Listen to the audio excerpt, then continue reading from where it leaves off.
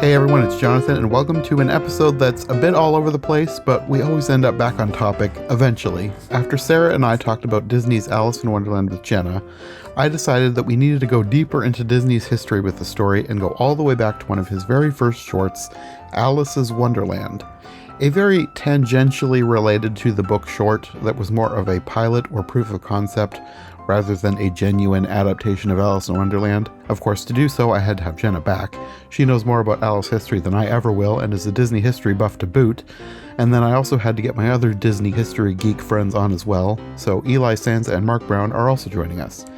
And in addition to the original short, we also had to talk about a whole bunch more shorts in the Alice comedy series, and because we are all massive Disney nerds, we also went down a bunch of Disney history rabbit holes, and we literally recorded for 3 hours. So I trimmed a lot of the tangents, but this is still going to be a long one, so let's just get into it, starting off with one of Disney's earliest animation projects, predating Mickey and even Oswald, Alice's Wonderland. We'll first start with the first one, Alice's Wonderland, but we can fold that into just talking about the series as a whole. And I know Jenna probably has a lot of Alice-related trivia. Well, I do have a tidbit for the first one you guys might be interested in. Okay. Have you ever heard of Tommy Tucker's Tooth? Was it like a, not like a live action, like a puppet thing back in the 80s it or was? 90s? No. Walt actually, because right before the Alice comedies, he had another studio, Laughograms, and they were contracted by a dentist's office to create. It's more of a live action film with like animation in it. It's almost like a PSA of like how to take care of your teeth and why it's important. So you got this one kid who has great teeth and the other kid who has awful teeth, and shames the kid for having awful teeth, and he doesn't get a job because of it. Got little acid demons poking the tooth, making him get a toothache. So it's, and it in a way, it was actually Walt's like first really big success. So he got a lot of profit from it, and from the money he made making that short, he made Alice's Wonderland with the money from it. Oh wow, that is interesting. Yeah, those Laughograms were hired to make a commercial, it sounds like. Yeah. I mean, I guess it was to promote the dentist industry. Yeah, that's the thing. Like, because I watched it again in preparation for this, and I was like, they don't actually say the dentist's office, so I'm not sure how this promoted them. But or like Popeye with spinach. Yeah. Well, he had to get funding somehow to start those Alice comedies. So that's not funny. But I think that's also part.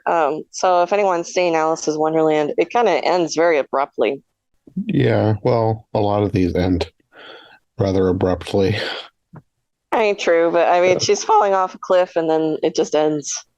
Well, actually, I was watching it on YouTube and I saw that video where it just ends abruptly with her falling, but there was another person who uploaded the same episode, and it shows more of the ending after, like, she wakes up from the dream and starts telling her mom about it.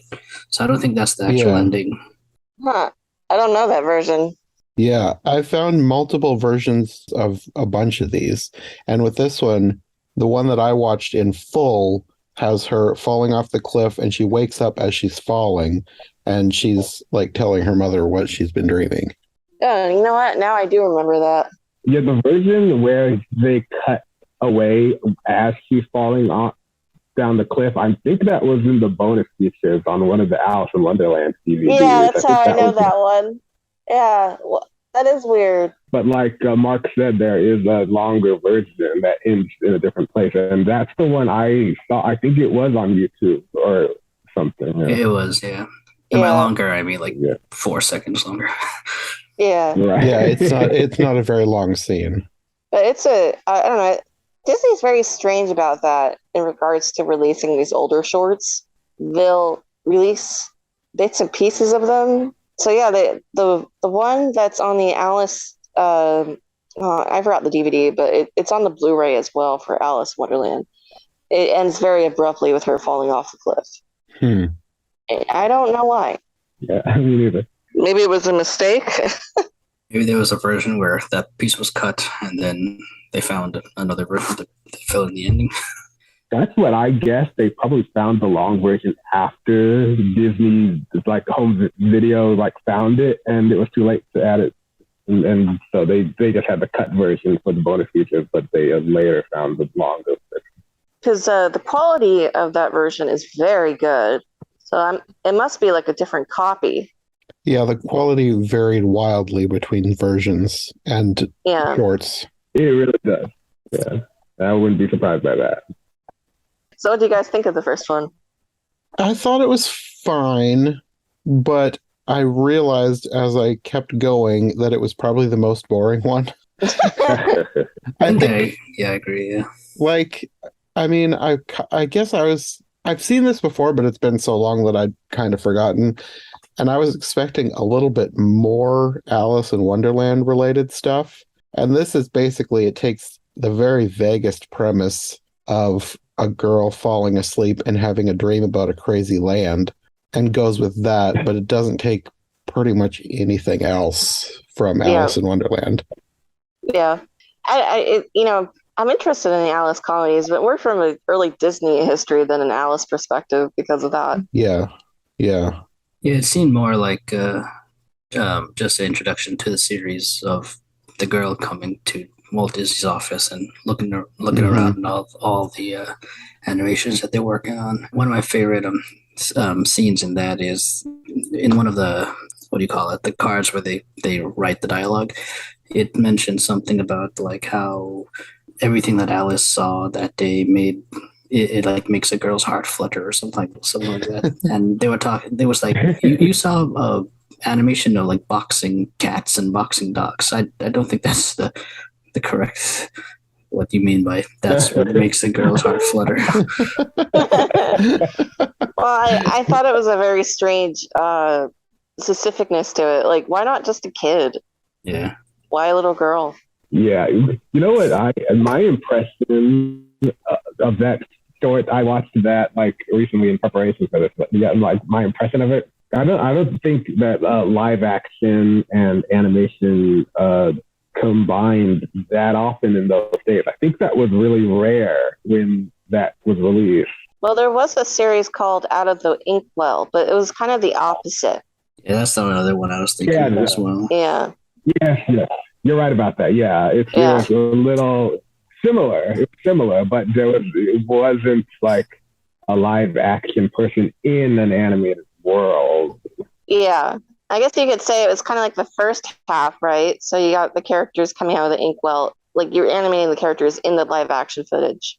Yeah, they sort of put a new twist on it by showing the animator first and then showing the girl in the cartoon world afterward. So like it might have been intentional to put the Out of the Inkwell series on its head in a new twist, which might have been why the Alice comedies were popular, because it was sort of like a new twist. It was impressive, I think. I can see that. For the time, I doubt they'd seen much like it. It would have been a novelty. I feel even now it's pretty interesting. Yeah. I feel like it's much harder to do, too, compared to the other way around. I'm sure. One thing that I didn't realize about this series, but at least the first few episodes of this series, is how much live action there is compared to like the later episodes. There was. And with a lot of these, especially in later ones, I was getting like Our Gang vibes. Yeah, literally, I was just about to say that. Yeah, Our Gang. I was getting those vibes too. Yeah. Yeah, I enjoy it though. I feel like it's very Walt, if you ask me. It feels like something. I don't know. It seems like something I was interested in. Yeah. Like the imagination of kids. Yeah. Yeah. He's in the first one. Yes. Yeah. He's drawing at the beginning. Yeah. Yeah. Fun fact. That was actually him. And that was an interesting. He's very handsome. He was back in the day. Yeah, he was a young man. How old was he in that scene? That was 1926, I'm guessing, so he's 25. I thought he might have been in his early to mid-20s. Well, wasn't it filmed in like 1922, 1923? Okay, so it was finished 1923. So it's 21. He was young. Yeah. Yeah. The other fun thing about this is, so the first one was filmed in Kansas City, and then he went out to LA because the Laughograms went bankrupt. Mm-hmm. Yes. And Right. he basically just had a reel of Alice's Wonderland and was shopping it around. And Winkler Productions was like, yeah, we'll take this. I think the Alice's Wonderland short wasn't distributed anywhere. It was just shopped around Yeah. as a pilot, but it was never shown in theaters. Yeah, it wasn't released. Yeah. Then they started making other stuff like Alice's Day at Sea and Alice's Spooky Adventure and stuff like that. Which is a bit strange because it does like explain everything and it's perfectly fine. The animation is great. Yeah, it was. It was longer than usual though. Was it like a 10-minute cartoon or something? The one I watched was 12. 12. I don't see why they couldn't taken out like the beginning stuff. Yeah, because that did feel a little out of place compared to the rest of it. But it does, I guess it does sort of explain why she's dreaming all this stuff, because she went and saw this fantastical animation studio where animation is actually alive, apparently. Right. I just don't see why they couldn't like reuse it to actually release it as one of the cartoons. But yeah, they didn't. Mm-hmm. It was a pilot. Especially when they could put so much work into animating that thing, and like it was an impressive technical feat. Yeah, there's even some stop motion in it, like her socks are rolling up and down. Oh, yeah. You know, it's like, Yeah, right. yeah, so it's why not? But I guess maybe they thought they could do better. Maybe. I'm not though. I'm not as invested in its storyline like the others. So maybe that's what maybe Walt was like, Yeah. it's okay. It could be better though. It is very random. Yeah. Yeah, I do agree that it got better in later shorts. It was actually like some of my favorite Alice comedies were released like two or 3 years later after that one. Same, yeah. I like Spooky Adventure and the Wild West show. Yeah. They got better at it. I think you could tell they were improving their storytelling skills as it went. Yeah. And some budget too. So it's because they found they got a producer. Yeah, once that pilot was over. Yeah. Margaret Winkler, right? Yeah. Margaret Winkler. Yeah. So that's pretty unusual to hear about a woman in business then. She's very important in animation history. And one thing I was interested to know, she lived a long life. Like she died in the 90s. She was like in her 90s. So like I always wondered if anyone ever like interviewed her about like the olden days of animation or whatnot, but I couldn't find anything. Oh, that's unfortunate. Yeah, I would have loved to see an interview with her in those days. Yeah, I didn't think to look that up. At some point, didn't her husband take over or something? Yeah. He had a like at the same time that he made that deal with Walt Disney to distribute the Alice comedies. He was like Charles Mintz was her fiance, and Charles Mintz became the producer of the Oswald the Lucky Rabbit cartoon. He's the one who stole Oswald from Walt. Infamously, he stole that character from Walt, which was why Walt changed the rules when he created Mickey Mouse, that he would have ownership of the character no matter who distributed it. That was why he was able to do that, because he was basically stabbed in the back by Charles Mintz. Yeah, because he got like most of his animators too. He's like, well, if you don't agree, then I could do it without you. I got your animators. It's Don Bluth. Yeah, I think Don Bluth. Oh my God, it was like the pre-Don Bluth, like the OG Don Bluth. Animation is a cutthroat industry. Apparently. Yeah. Rudolph Ising and Hugh Harman, and I think Fritz Freeling might have also been one of the people who worked for Walt Disney, but switched to Charles Mintz, and like Ub Iwerks was like the only animator who like stayed with Walt before Ub Iwerks went away and started his own studio too. That was later though. First he was based. But we might as well, as long as we mentioned Ub Iwerks, I believe he did most of the animation still. So like, didn't he do like all the animation for like Plain Crazy for Mickey Mouse? Yes, he did all the animations for Plane Crazy, and he was like, and it was like really impressive. And like Iwerks was really good at animating inanimate objects. He was like very good at shapes and so he was very like capable of doing all that crazy plane stunts. And you can see it. You can see his work in the Alice comedies. So you can, bring it back a little bit. You can see like the way the perspective is in some shots and how consistent it is. Because he was like really amazingly talented at, like you said, animating inanimate objects and kind of I think keeping a perspective, whereas other cartoons at the time just went, they didn't care. It didn't matter. Right. Well, I think that was why Walt Disney promoted Iwerks as one of his top animators by the time Mickey Mouse came around, because he knew how good he was during the Alice comedy. Yeah. I think, didn't he originally mean for it to be a partnership between him and Iwerks? It was. It was I think it was called the Disney Iwerks Studio, and they changed that because it sounded like a glasses shop, Iwerks.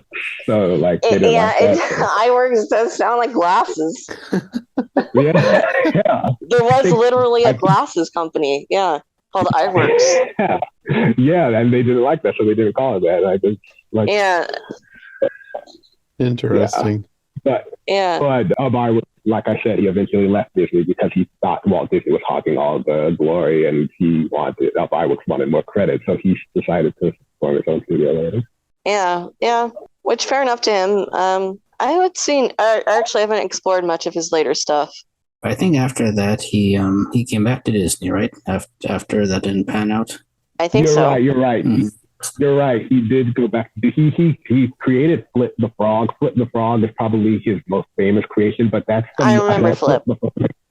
Yeah, but that's a character that not people outside of the animation circle don't really know that much about him, because even back then he wasn't that popular. And so after that, then I think he went back to Disney after that. But he didn't animate anymore. He started doing special effects and working on movies like the Darby O'Gill and the Little People and stuff like that.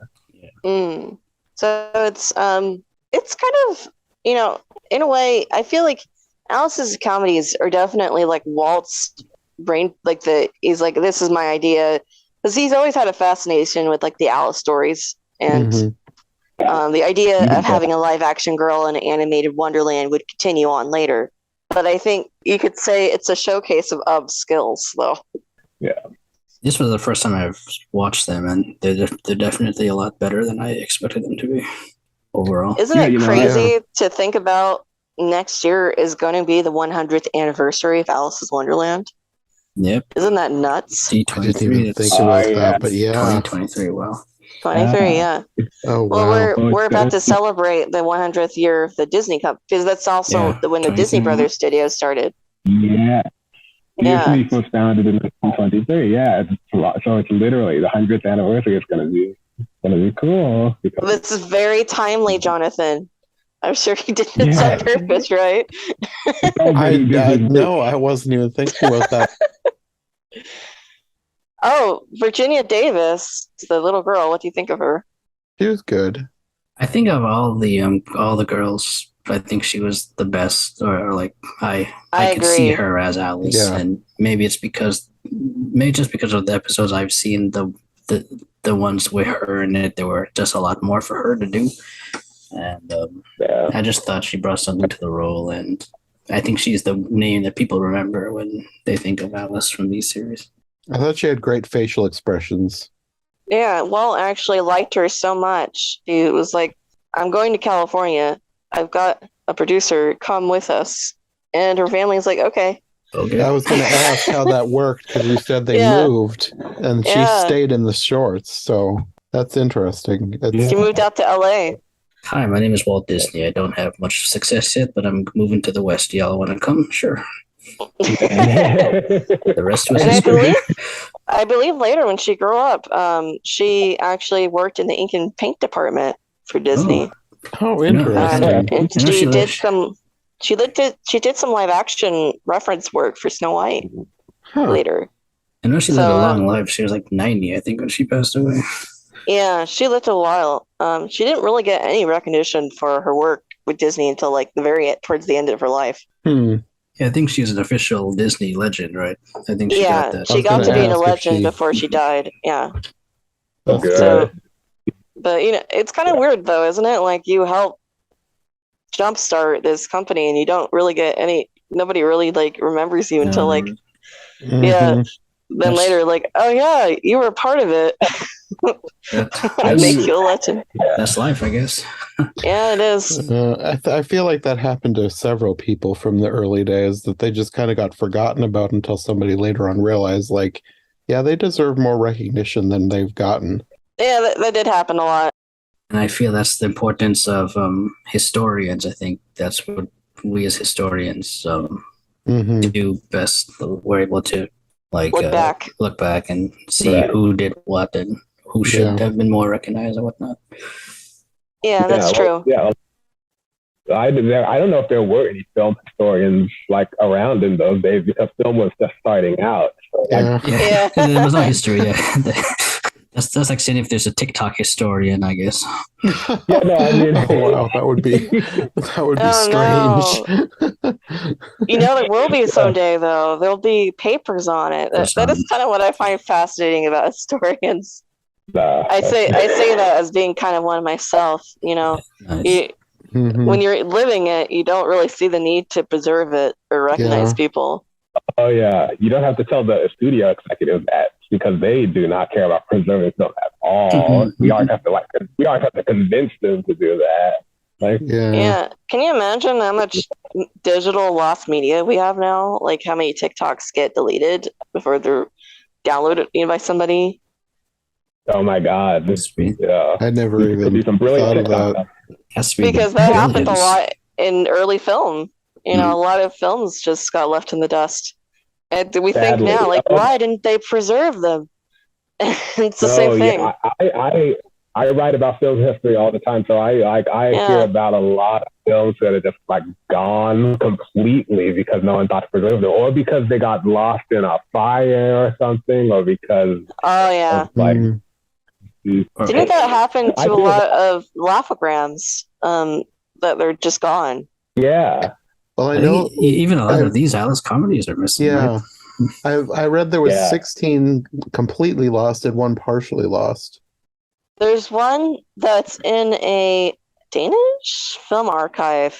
I know this was my old partner Sam from Curious Your Archive got Alice's Spanish guitar from them. So there's a few that are like in archives. Yeah. Oh yeah. But they haven't been like transferred. Yeah, I haven't seen Alice's Spanish guitar. I couldn't find that when I was looking for it, but it does exist. It exists, yeah. So you got a few that are out there and they're just hard to find. Yeah. Treasure hunt. Because you have to like pay the archive money to get a copy of it. That's interesting. It's the I Film Museum, if anyone's interested. They have a lot of good stuff. They have the Lost 1915 Through the Looking Glass too. Where is it? Denmark? Denmark. Is it Denmark? I don't know. It's somewhere in Europe. Okay. I remember you talking about Very useful. the Through the Yeah. Looking Glass. Were you guys ever able to get a copy of that? No one was really interested in helping us out for it. Oh, that's too bad. I mean, that's I mean, kind not of the that it way. was that great, but it still would have been interesting to see. Well, they originally when we got in contact with them, there was someone who's like the historian over there who was like really interested in like, let's do a whole film restoration of this film, including like the Wonderland portion, because we have the Wonderland portion too, and it might be an earlier cut, with scenes that were cut out later. And I was like, yes, totally. But then she never got back to us. And it's like, okay. That's too bad.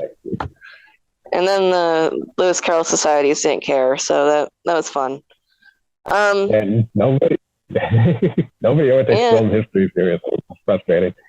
It is really frustrating because, it's like over 100. And this it's off topic, but it's over 100 years old, and it's like it's not gonna, survive forever, guys. Mm-hmm. Yeah.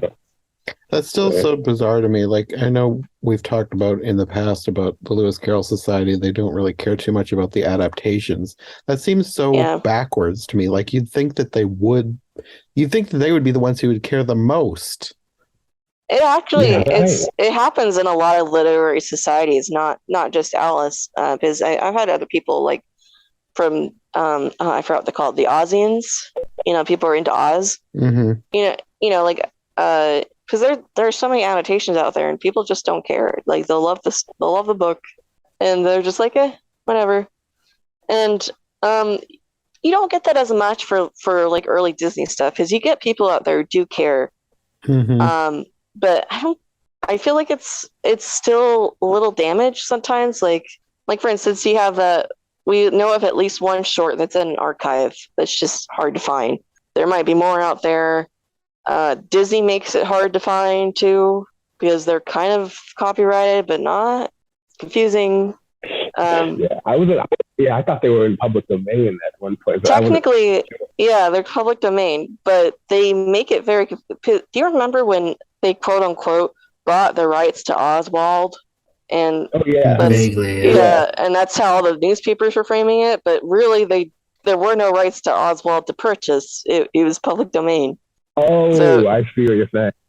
Yeah, it was, but I feel like they purposely phrased it that way so people wouldn't be like, "Oh, free character we can use." So it's, I don't know, it's confusing. Right. Huh. Yeah.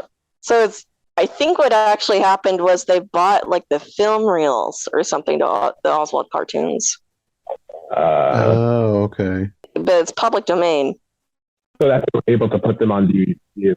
Yeah. And then Disney doesn't really help with like making them more accessible. Mm-hmm. Because I know there's they still have so much old archive stuff that's not even on Disney Plus yet, which is a bit frustrating. Like I wanted to find these on Disney Plus, but you have to like. I don't think they'll ever be on Disney Plus. No, they're too focused on Star Wars and Marvel right now.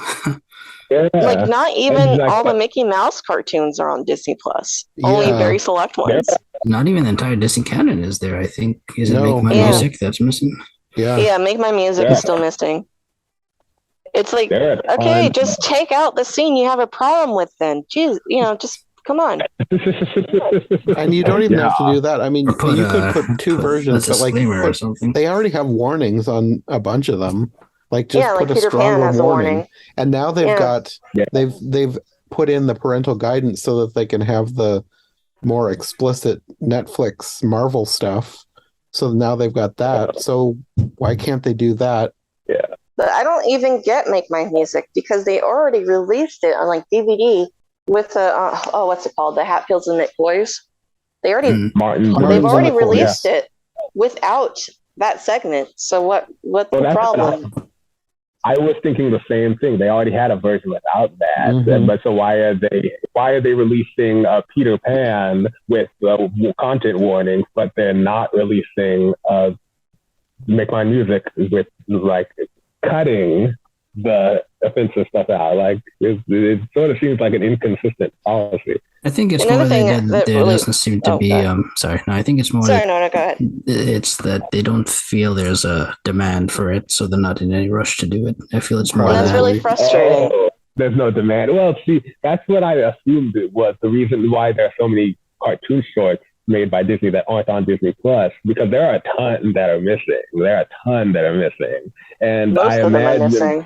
Yeah, most of them are. They don't have a lot. And I imagine that it was because of what Mark is saying, that there's probably not any demand because they're trying to like cater to Marvel fans and stuff like that. Exactly. And so that's a priority. That's not meant, Disney Plus isn't meant for like Disney historians or Disney completionists. It's more meant just for the modern person. Yeah. But it wouldn't hurt them for anything. They have like a section of Disney Plus for the history nerds. Yeah. I mean, it's just sitting in their vaults. Why not? We got the Disneyland TV show. We got Wonderful World of Disney, Wonderful World of Color.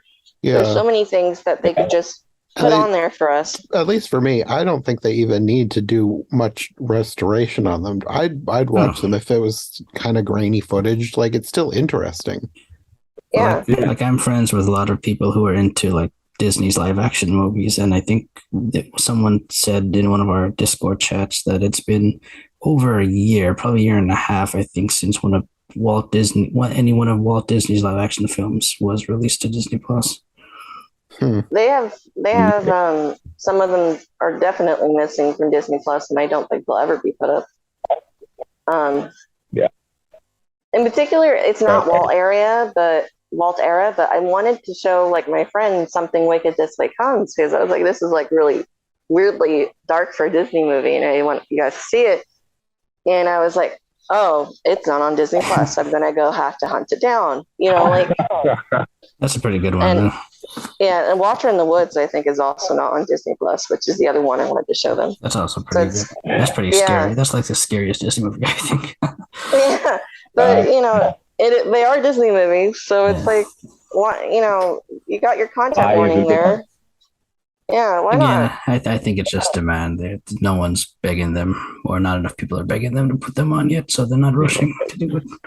I think they're too worried about their public image. So Peter Pan is okay. Peter Pan in general hasn't been really canceled, which is weird because people cancel so many things. But meanwhile, Peter Pan has a lot of stuff in it, like the Indian Village and.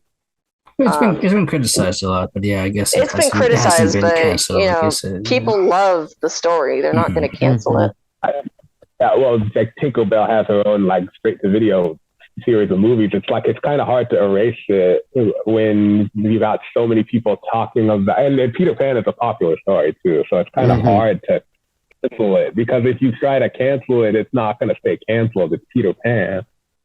I just think it's very hypocritical. I'm not saying we should cancel Peter Pan, but I'm just like, y'all want to cancel Song of the South, even though there are good parts of Song of the South. Yeah. So if you're gonna do a broad brush, be consistent. Well, that's what I was talking about when I said that they're inconsistent. They're being inconsistent with what they're doing sometimes. Yeah, but Peter Pan's okay because people still like Peter Pan. Right. If they didn't, he'd be gone. Whatever makes money. Yeah. Whatever makes money. Yeah. Whatever makes money. Yeah, it does. There's no demand for Song of the South. That's the thing. Especially now that they're redoing Splash Mountain as Princess and the Frog, so that'll be the last remnant of Song of the South. Yeah. I'm a bit sad about that, but sign of the times. Yeah. I mean, as long as they keep the water wide, I guess, if they don't try to overhaul Splash Mountain's core concept of riding a log down like water, then I'm okay with it. But that's just me. Well, they've taken out like Zippity Doo-Dah out of the like music loop. That's a classic. That's a classic song. No, we're canceling Zippity Doo-Dah. No, it's gone. I don't mind them canceling Song of the South, but like Zippity Doo-Dah made me angry. Like, don't get rid of Zippity Doo-Dah. That's classic. It's not. There's no consistency with these people. Yeah, but Disney itself is very inconsistent with things like like the way they like release movies like Altered or one thing I wanted was like I actually like. Do you remember when they added like scenes to like the Disney Renaissance movies? And the Platinum Edition movies, like the Human Again to Beauty and the Beast. Yeah, Morning Report. Yeah. I don't like Morning Report or Human Again, but I really like If I Never Knew You being added to Pocahontas. Okay, yeah. Yeah, because I feel like they should have never taken that out. So I really liked that. I don't normally like it when they add stuff, but I didn't mind that one because I did like that, like, If I Never Knew You song. Like, I thought it added a lot to the movie. Mm-hmm. Yeah, so, well, I mean, it was taken out pretty late from what I understand. But anyway, but I can't get that. They're not offering that anymore in like the highest definition. The highest quality I could get that is the DVD version that it was released on. Oh, interesting. I don't know why they don't just offer, like, when you click the movie, you can just pick a version to watch, like you could with the DVD. Like, you have all of these versions, just confuse put them all on there. The people nowadays, the young kids. Yeah, I don't know. Yeah. Disney is just extremely frustrating. I also wanted the extended version of Bedknobs and Broomsticks because I like the extra stuff. Yeah. But they don't offer that anymore. That and Happiest Millionaire, those are the two movies that I watched the long versions of. Yeah. What's extended I haven't about seen that one. Bedknobs and Broomsticks? I wonder if I have that because I've got that on Blu-ray. There's a lot more sequences. It's not on Blu-ray. There's It's not on the Blu-ray. Portobello Road goes on for like 10 minutes. Okay. There's a I probably song. haven't seen it then. There's a song with a flare that's missing. I love With the Flare so much. Same. That's my favorite part. It's mine Well, too. that sounds familiar. With a flare. It's on the soundtrack. Like you hear it in the background of the movie. Basically, we've really gotten off track, but Professor Brown. It's Professor Brown demonstrating what a con man he is, and I love it. It's hilarious, but it's not in the theatrical cut of the movie. But I think it adds so much. Was it on a VHS? No. What did they play it on Disney Channel? They had it on the soundtrack, so you might have heard it on a soundtrack or something. It's on one of the DVDs. So familiar. I feel DVD. like I've seen it. Yeah, it's on DVD. And then they have the song Eglantine sings. I forget what it's called. It's not a very good song, but when Professor Brown leaves, oh yeah, I know you're talking. And the about children that. are supposed to go. So she's like more. I guess she's wistful. I don't know how to describe it. There's more scenes of the Roddy McDowell. Yeah. It's kind of, I could see why they cut it, but I prefer the extended version because that's the one I watched when I first saw it. So it's like I would like the extended version in higher quality, but I can't because they don't offer it. But anyway, so I love you, Disney, but please, I want to give you my money to watch things more easily, and you won't do it. No. Take my money. Give me Alice comedies on Disney Plus. But anyway, maybe now we should go to Alice's Spooky Adventure. Oh yeah. So well, before we I get really to like this one. there was a couple of things I want to talk about in the first one. All right, yeah, The one thing that I thought was, I don't know, cute, charming was the title cards. I liked how things were phrased. Like I wrote down a couple of them. Little Alice, chock full of curiosity, pays her first visit to a cartoon studio. I don't know, just the phrase chock full. I feel like that's definitely trying to be a reference to the book Alice. Like, there's a reason why we named her Alice. She's curious. Oh, that makes sense. Yeah. Yeah. And then I also liked her saying, "I would like to watch you draw some funnies." Yes. I mean, probably in the 20s, that made a lot of sense. Yeah.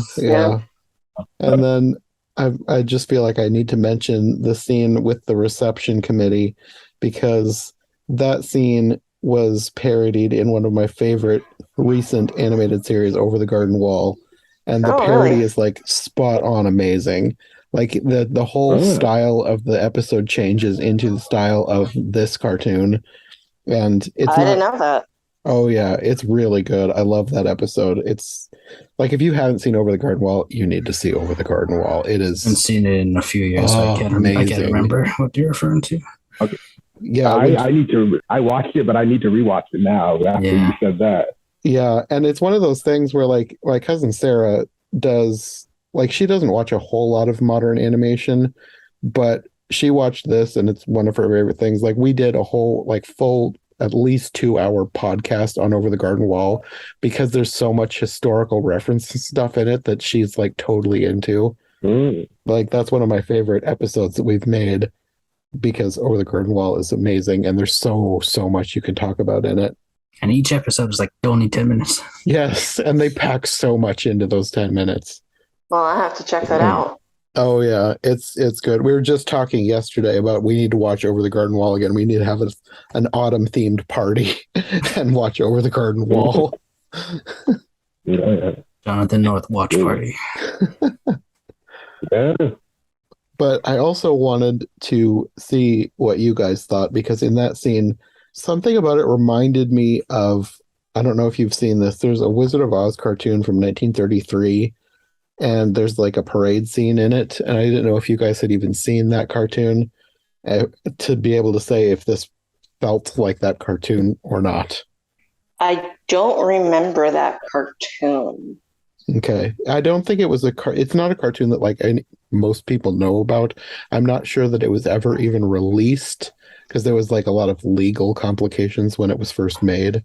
So it's kind of one of those unreleased cartoons that have only just recently, I mean, probably not recently, because I made a video about it several years ago. But you mean like decade, like it wasn't released. It wasn't released at the time, but it was rediscovered at some point, and that now it's kind of out there, but it's still not very popular. It's not that great, and it's not a good adaptation of Wizard of Oz to begin with. Like, there's so much weird additions that it's hardly Wizard of Oz. The only 20s Wizard of Oz thing I'm familiar with is the live action movie. Well, this is 33, so it's not 20s, but it's in that vague area of time, I guess. I haven't heard of it. I'll have to check it out. No, I haven't seen it. It's not that great, but it's kind of interesting from a historical perspective. Yeah. But the parade scene in that reminded me of the reception committee. It could have just been me. No, I mean that was I feel like that was a very like tropey thing at the time. Yeah. But there was that kind of thing did show up in a few things. Yeah, it wasn't it. You ever seen Nemo's Adventures in Slumberland? That's on my list to eventually do. I do want to see that. That's an 80s movie, but it's based off like a 1910s comic strip. Yeah, or an early that went on comic strip. to 20s. Yeah.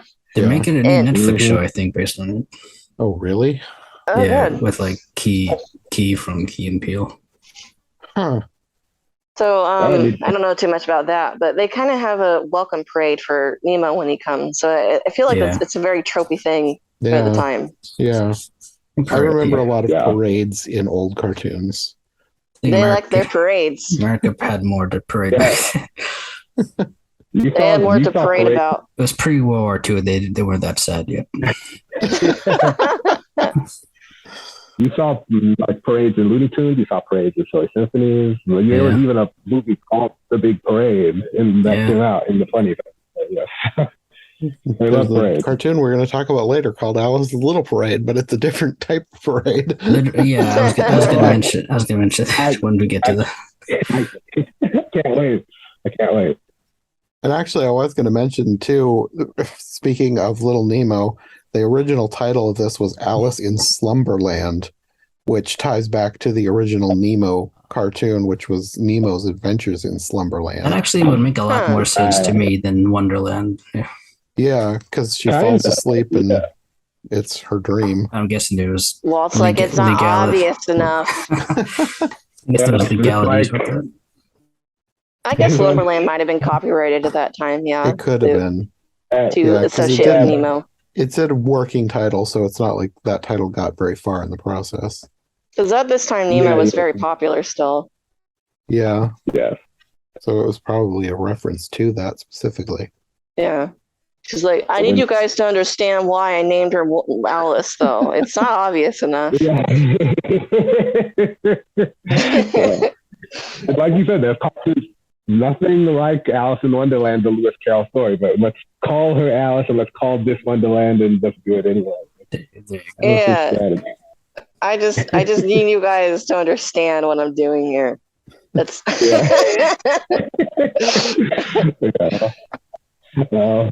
And then it ended up not being released anyway. It was never called out Wonderland. Doesn't matter. Yeah. Okay, now we can move on to Alice's Spooky Adventure. Yeah. So the most significant part, I think, is actually, we should probably mention this is when the live action gets like characters and it's more involved. I love the R Gang vibes because she gets friends and they show up again and they kind of have their own traits as storylines. Yeah, it's nice. And she's very it's very almost like a feminist. She's very tomboy. Very tomboyish. I got that. too. Yeah. She did a lot of things that you wouldn't really expect a little girl of that time to do. In the 20s to do, exactly, yeah. So, Yeah. feisty and spunky, I guess that's the word I'm looking for.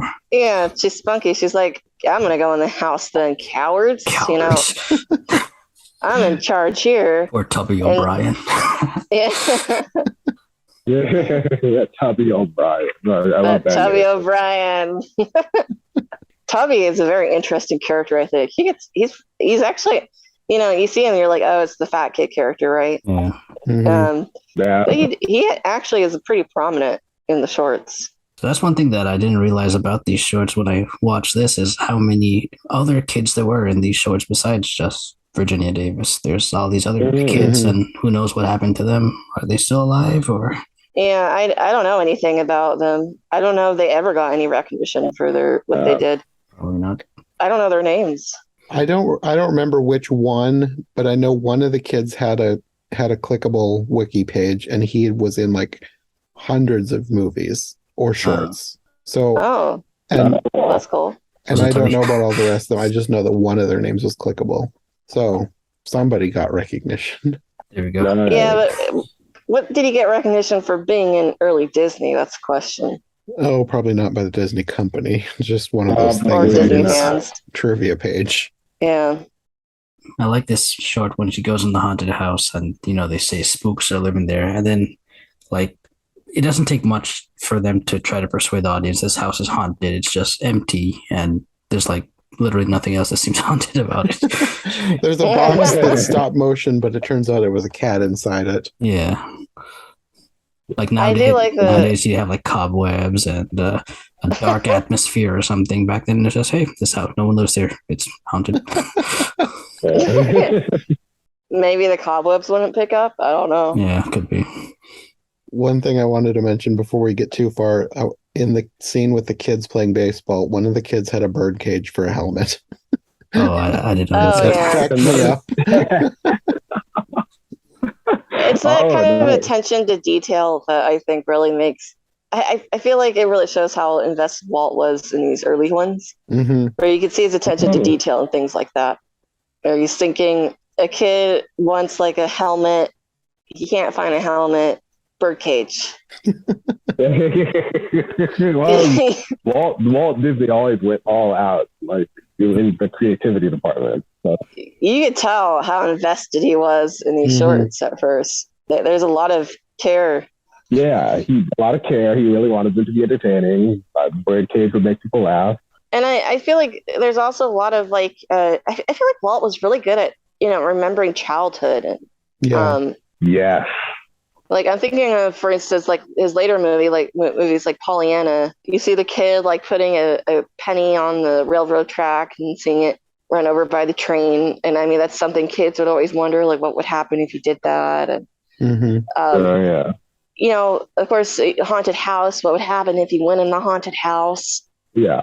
I really like it. I don't know. He was in touch with his inner child. You could tell. Yeah. Throughout his whole life, probably. Like, I think that's why his films are so.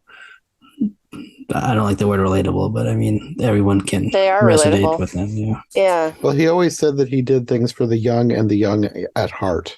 Yeah. So because adults get a kick out of it because they're like, I remember wondering about that as a kid or thinking that. So I feel like that's a really nice part about these Alice comedies that you don't realize you're going to get. You think you're just going to get like early cartoons. And that's what I was thinking. Yeah, and like I had only seen the first one, so I just assumed that the rest of them were like that, and I was pleasantly surprised that a lot of these were way better than the first one. Yeah. No, that said, it does. You can tell he lost interest later. Yes. that is Walt's fault. Yeah. He loses interest. Yeah. I've been listening to a podcast about Disney history, and it's kind of interesting when he's working on something and the person doing the podcast will say, but by this time Walt was interested in this other thing. And he left it up to his animators to work on this other thing that they were. That always happens. Story of his life. It's like he hated doing ordinary things. He always liked to innovate. That was his thing. He always wanted to innovate, and if he wasn't innovating, then he was bored. Hmm. But I mean, that's why he was successful. He kept going for new things. Yes. Hmm. That's why he made like Fantasia 3 years after he made Snow White, when those movies are completely different from each other. It's like, wait, you're going to go from a fairy tale about a princess to like a classical music concert? Like, and it's like, because it was different and new. That's what he liked. And you see that in the Alice comedies, because when you think about it, for Tommy Tucker's Tooth, he was doing purely cartoons. He wasn't doing live action. Oh yeah. So I feel like in Tommy Tucker's Tooth, maybe you got a taste of, you know what? I think I like a little bit of live action, combining it with animation. What would happen if I go further with this? Yeah. And that's what brought the Alice comedies. Then he got bored and was like, "What if I just do a rabbit?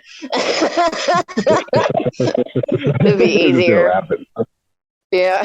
You could tell that he was sort of like eventually getting distant from live action and more towards animation, even in the Alice shorts. You could tell, because Alice's role in Alice shorts was shrinking the further it went. And focusing more on Julius the cat and Pete the bear were getting more of the focus. Speaking of which, Spooky Adventures, when we first meet Julius. I wondered if it was supposed to be the same cat throughout all these. Yeah. On the wiki page, it talked about Julius the cat, but I didn't know if this was supposed to be Julius here or if this was just a random cat. Yeah, I think he was meant to be a random cat, but I guess they really liked him. And there was supposed to be sort of a thing on Felix the cat. That's why he looks so familiar, like Felix. Yeah, I do wonder how inspired by Felix they were. Yeah, I think it was their jab at it, I think. I feel like Felix's design showed up in a lot of studios. They always changed it a little bit, but it was like they were kind of copying each other's work. Yeah, that's pretty much the history of animation right there. It's just a bunch of copying. Well, Margaret Winkler distributed Felix the Cat cartoons, I think, and she ended when she got out of distributing Felix the Cat and started working with Walt Disney. He might have been the one who suggested, "Hey, can you get a cat in the cartoon because that will be successful." That might have been because of her that they got Julius. I think you're right. I'm not sure when Charles Mintz became involved. When did he get involved? Charles Mintz, yeah, I think Charles Mintz got involved. I know I'm not sure, but I know that he was involved when you started Oswald the Lucky Rabbit. That was 1927. Yeah. I think he did get involved with the Alice comedies at some point. I'm just not sure when. Yeah, I don't know. We're so knowledgeable. Let me look it up. But I know that, like you said, Charles Mintz took over from Margaret Winkler for some reason. And one thing about, I don't know if I want to jump right to the end of this episode, but I found it really both hilarious and interesting that it ends with her getting arrested and put in jail. That was kind of out of left field. With a ball chain tied to her foot. Yeah, it's like escalated. Wow. Like that sure went. That went places. And then the final saying, it said, "Isn't it the truth? A woman always pays." I'm like, is that like a saying that was back then? I didn't get that. Yeah. A woman always I think I saw that. I don't know if my copy that I watched didn't see that.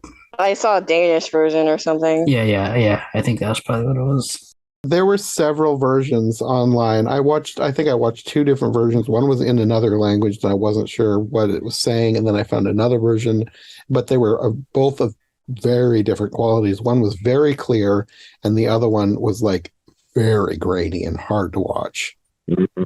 Like in the scene where she wakes up, you have in the cartoon land, the cat is like messily kissing her hand, which was weird. And then when she wakes up, there's a live action cat licking her hand. But in the one copy, you couldn't even see the cat. It was so blurry. Well, I was watching with my friend and I was like, oh, she's engaged now. He proposed to her. It's right. He's coming back. It did seem that way. It was a weird scene. It was a very weird scene. Well, she acts all codish, like, oh, yeah. Yeah. No, you could tell that the cat loved Alice in some of he was sort of like the romantic lead sometimes. Mm-hmm. I think he just served whatever part they needed. Yeah. You're right. Yeah, it depended on the spot. Yeah. One other thing that I noticed in a lot of these, but starting with this one, is there's a surprising amount of violence, including like full-on death. Wait till we get to the next one. I mean, in this one, the characters are already dead, but like they're ghosts, and she's like bashing them over the head one by one, and they're already dead, but then they die again, and then she blows on them, and their bodies just kind of blow away. Yeah, they're ghosts. They're dead. I feel back then slapstick was a lot more everywhere, and people just accepted it more. So Yeah. the harsher it can be, the better it is for money, I guess. I believe in one of the shorts, doesn't she have like bathtub gin in her house? I can't remember. I'm not sure. There is one short that we'll get to that there's multiple versions, and one of them was censored because of alcohol. And I didn't see the uncensored version. I only saw the censored version. Same. But I read about an uncensored version. It was with Pete, who was apparently named Bootleg Pete in his first appearance because he made bootleg alcohol. Oh. And that got censored. That got censored right away. I thought it was because of his leg. His name was Bootleg Pete because he made alcohol, and that was like immediately censored. He was not allowed to put that out. But somebody found like a foreign reel, like from another country, that had all the alcohol stuff still in it. Like it was, nobody had known the original of why his name was first Bootleg Pete before it was changed to Pegleg Pete. Yeah. And that's the oldest Disney character still around, right? Yeah. Pete doesn't get any recognition.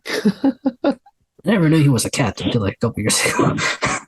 Well, the weird thing is he starts as a bear. We're kind of skipping forward to Alice's solves the puzzle. But he's supposed to be a bear at first. And then they changed him to a cat in later appearances. But it's still apparently the same character. Which it makes sense, though, that he's not a cat first because Julius is a cat. Yeah. And really, his appearance, even though he's a cat in later appearances, his appearance still retains some of those bear-like qualities. Yeah. Bear-like. Yeah. So he's almost sort of like a hybrid cat bear. Yeah. Yeah, I mean, he still looks more like a bear than a cat. Yeah. So he was a dog of some sort. He's like, I got surgery for my ears. I'm a cat guy. Yeah. I'm not a bear. Yeah. Is there anything else we want to say about Spooky Adventure? Just that in the scene where she's in the house searching around, she gets at one point covered in white powder, and I was like, did they just dump asbestos on that little girl? Hopefully not. Oh, another fun tidbit. Walt actually was directing the live action portions, so he would have been the one to tell her. Did he direct all of it? Yeah, he directed you could see pictures of him directing her during Alice's Spooky Adventure behind the camera. Interesting. Yeah, so that's fun. Yeah, he directed all of them. Yeah, I think so. Until basically when you barely see Alice anymore, that's when he was like, I'm out. Looking on the rabbit. Yeah. Well, speaking of asbestos, we can move on to the next one because there was a sign in it that said asbestos spelled wrong.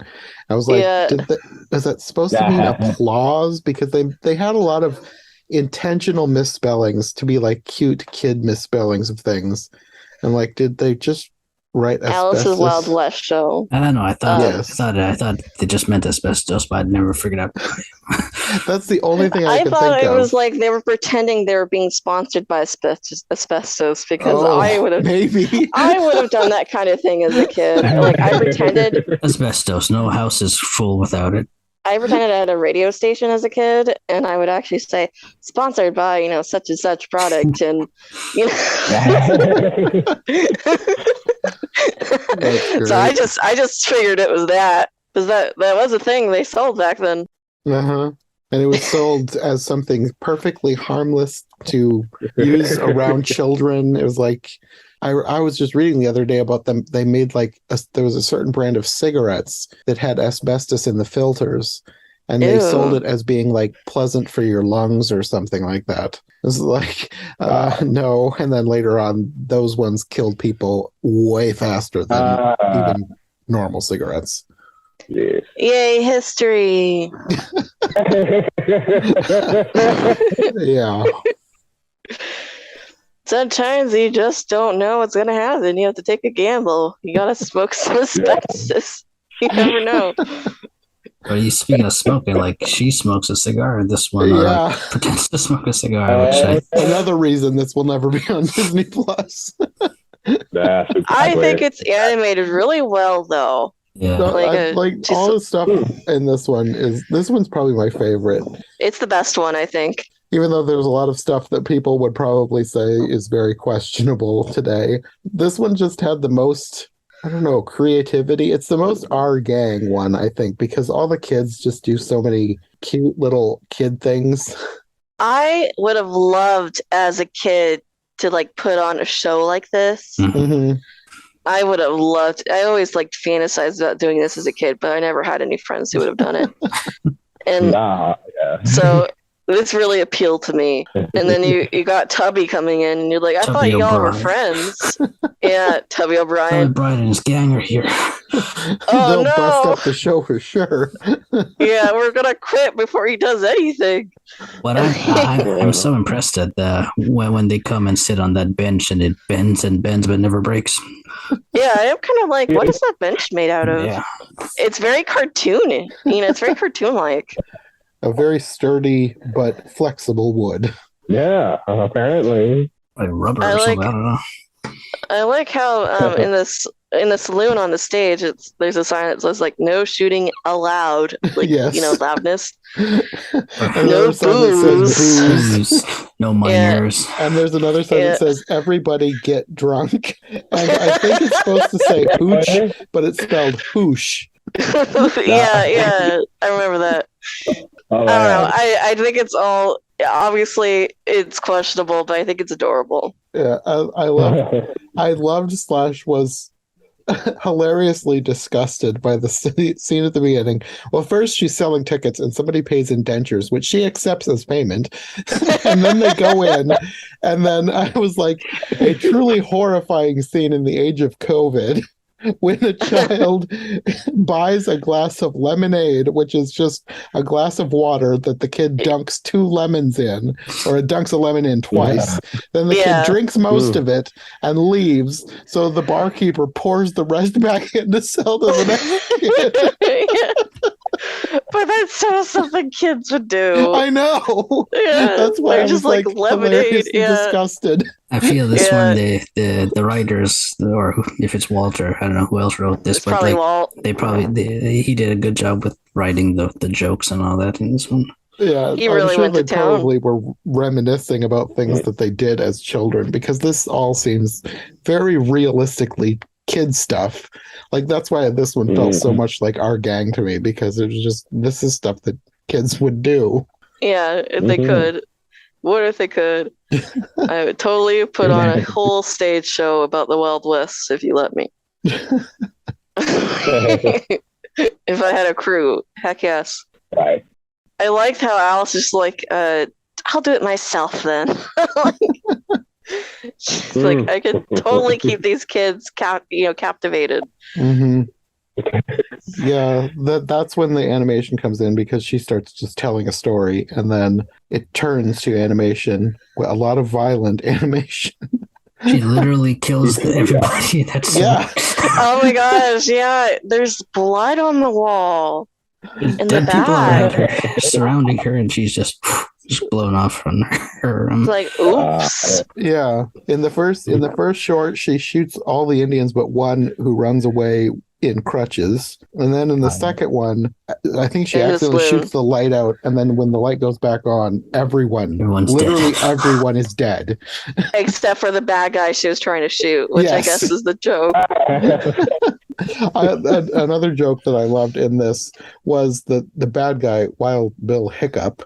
He's trying to get into a safe, and the safe has specific instructions on how to open it, and he's still just trying to pick it open and blow it open. But the safe, the instructions like how to twist the knob to get it to open, it's manufactured by Unsafe Safe Company. See those details. Did you guys notice the villain had like 5 fingers? It bothered me so much. I didn't. Oh, no. No, I didn't. Well, they're That all is a bit stubby unusual like for a cartoon. thumbs. Yeah, well, I was like, wait, his 5 fingers. Well, that should look normal, but it really doesn't. Not in this kind of animation. Yeah. Well, they were all stubby looking. It was like having 5 thumbs. But Maybe anyway, it was supposed to be disturbing. yeah, maybe he is the bad guy. Only Alice can have 5 fingers, guys. Yeah, they broke the rules. They broke the rules. They broke the cartoon. He broke the law. All right, and sometimes people have to die when trying to avenge breaking the law. It's just so. We'll just have That's why Alice shot everybody. cartoon blood on the saloon wall. It's fine. It's fine. Another thing about this one is that the violence does not stay contained to the cartoon world, because at the end, she jumps Tubby and like absolutely beats the snot out of him. She's like strangling him. And I think he's bleeding too, and he cries and runs away. Yeah, it's intense. He's learned his lesson. How dare you show up and then get mad that there wasn't a show? You throw rotten vegetables at me. How dare you? Nobody likes you, Tubby. Oh yeah, God. So that one I think is definitely the best one out of all of them. Yes. So I'm gonna put a special note in here because I forgot to suggest it. Alice and the Dog Catcher is one after this. Okay. So you got the Ku Klux Klan thing in it, and a lot of violence. You got Tubby coming in being like, oh, the dog catcher's here. And then Alice is like thinking about a poor dog being taken away from his family and being made into sausages at the sausage factory, because that's what a dog catcher does, right? They get dogs and turn them into sausages.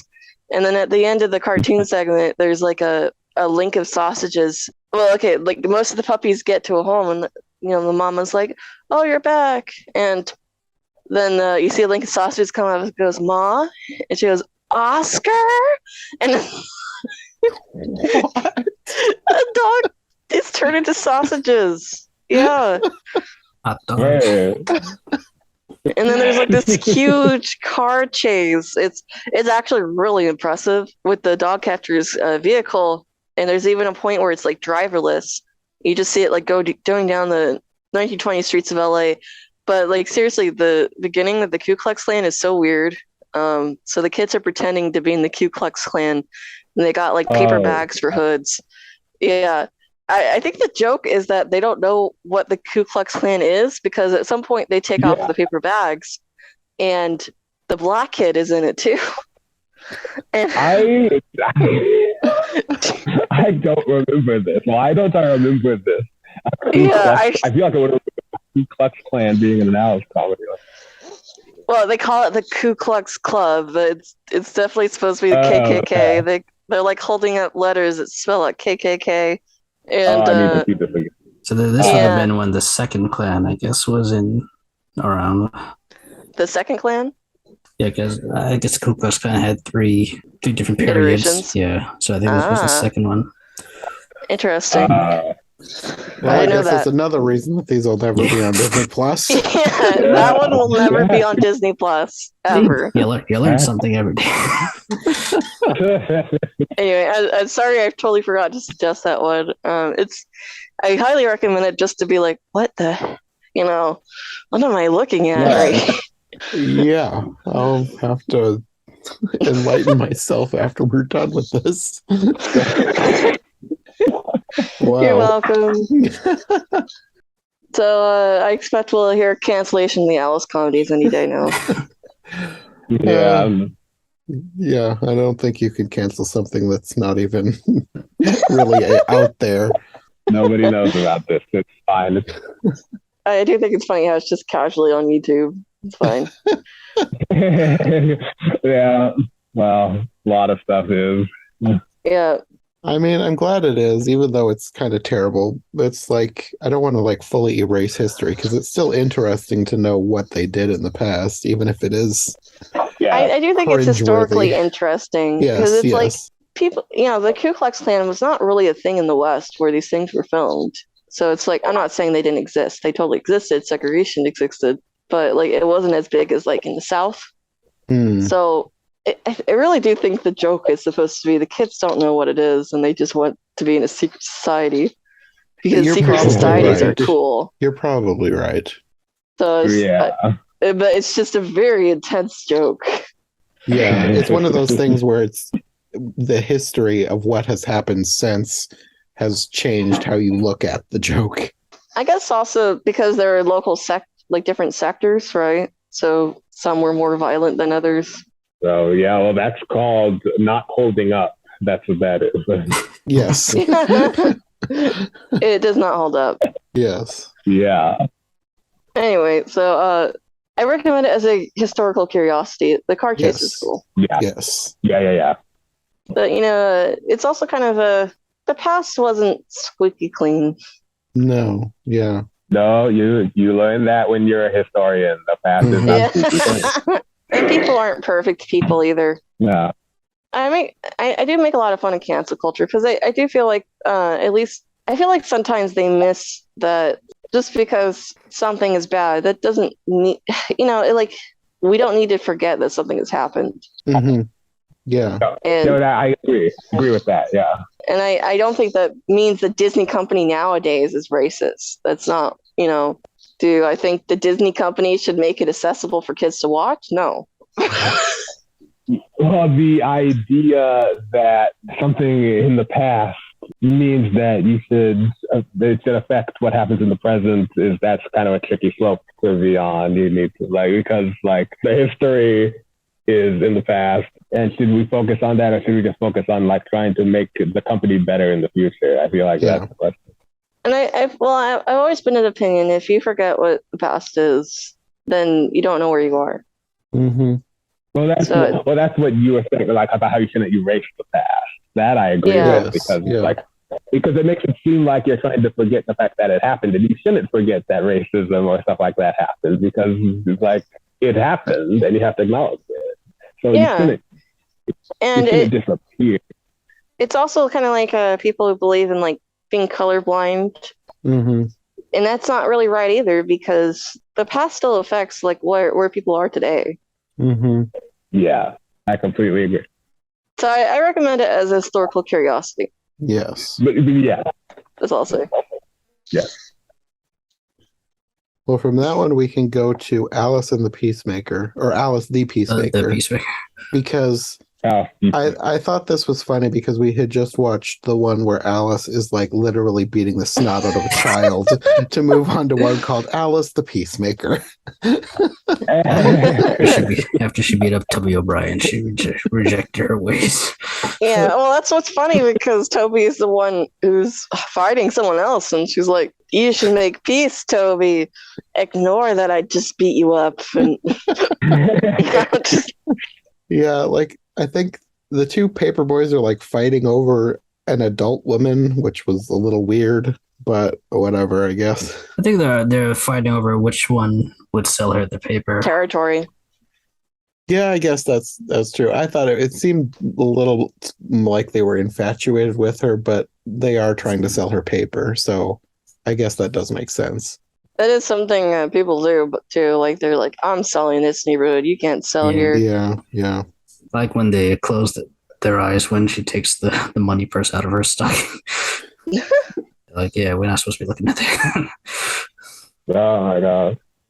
And this one was one where I couldn't really I don't think I found an English version, so this one was one I was watching in another language, so I'm not sure exactly what was going on here because after this, I think she's telling them a story of a cat and mouse who are fighting. I think this is supposed to be a parable for them to show what will happen if they fight.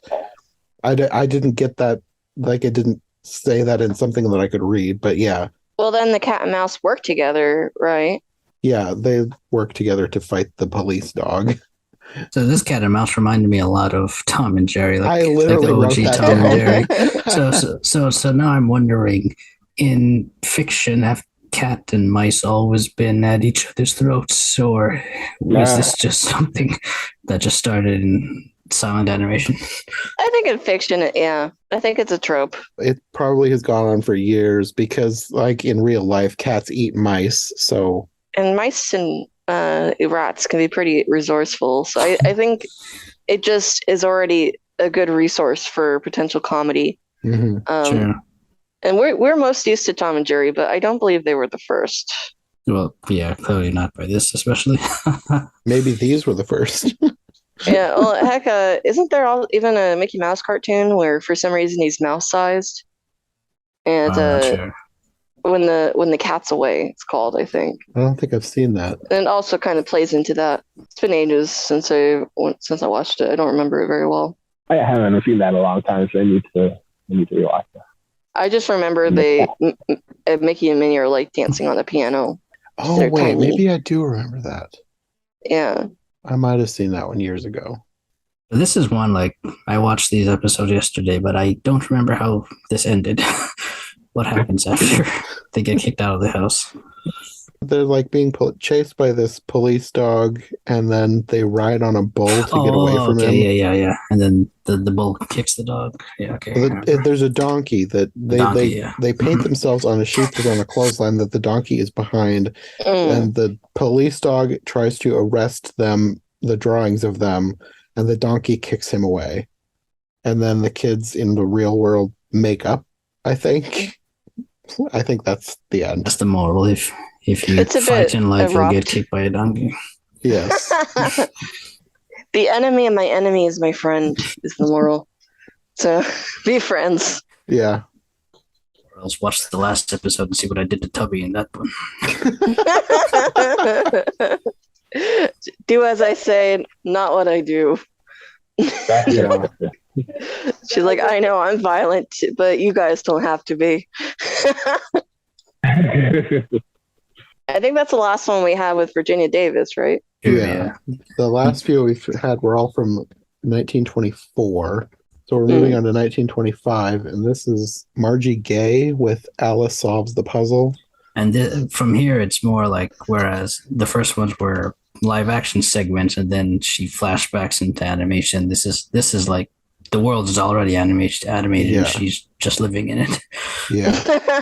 I don't know that I don't think there's any more, at least that we've watched, that has like an Our Gang type feel to them. The rest of these are just cartoons. Yeah, this is when you could tell Walt was kind of like, eh. Yeah, I could. Yeah, and this is the one where I think it was heavily censored. Yeah, because this is the one that introduces Peg Leg Pete, who was originally named Bootleg Pete. Well, the one I watched said Bootleg Pete. It still had that name on this one, but it had cut out all alcohol references. Because the thing that I read said that like the pelican that he's with has a mouthful of bottles of booze or something, and that scene was cut out, like that reveal. Yeah, when the police on the water goes up to him and stops him, he tries to bribe him with the alcohol, but we don't. In the version I saw, we don't see that. It just cuts to like another scene afterwards. Yeah. And it was weird too. Like the whole point of this one is that Alice is trying to do a crossword puzzle and she can't figure out the last thing. But apparently Bootleg Pete is a collector of rare crossword puzzles. This is a very weird motivation. So he wants her crosswords. That's literally what I was going to say. Like, with so many stories that have been told, you're always going to have repeats. But like, I don't think I've ever come across this plot line before of someone trying to steal and collect rare puzzles. Yeah, it was bizarre. Very strange plot. I mean, I'm a crossword puzzle fan, so like I love that part. But I've never seen this before. Like, that's interesting. Tell us about the cutthroat crossword puzzle community. We're very intellectual bunch. No, I'm kidding. Except for the rare violent one who goes out and steals everyone else's crosswords. We call him the Pete character. We all have bootleg peaks in our life, Old bootlegs at it again. But I mean, it's a funny one for such a long-lasting character to come from. Yeah, really. So bizarre. Like the first appearance of the longest running Disney character is when he is an angry bear trying to steal a little girl's crossword puzzle. He was just so good at it, you know? What do you think about Margie Gay? I keep wanting to call her Gray too. I don't know Yeah. why. I thought she was fine. I think I liked Virginia Davis better. She's not as good as Virginia, in my opinion. I think at first I didn't realize it was a different Alice, and then later when I found out, I was like, "Oh yeah, that."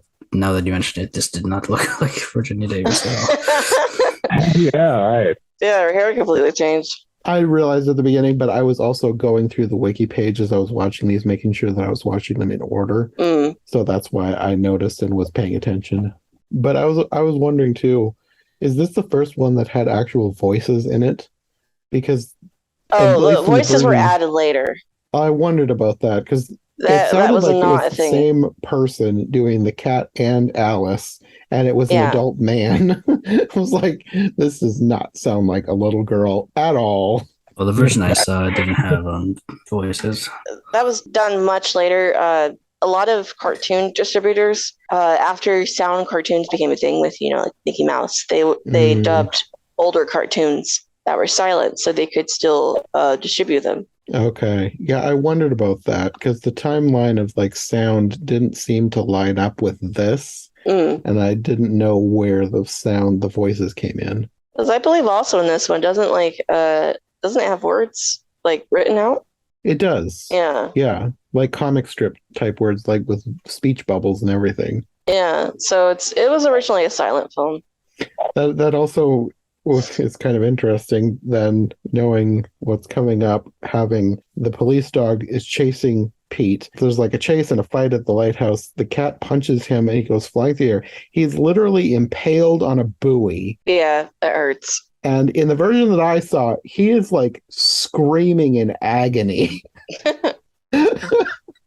So somebody years later apparently decided this isn't horrifying enough. I've got to add an agonizing scream to this. No,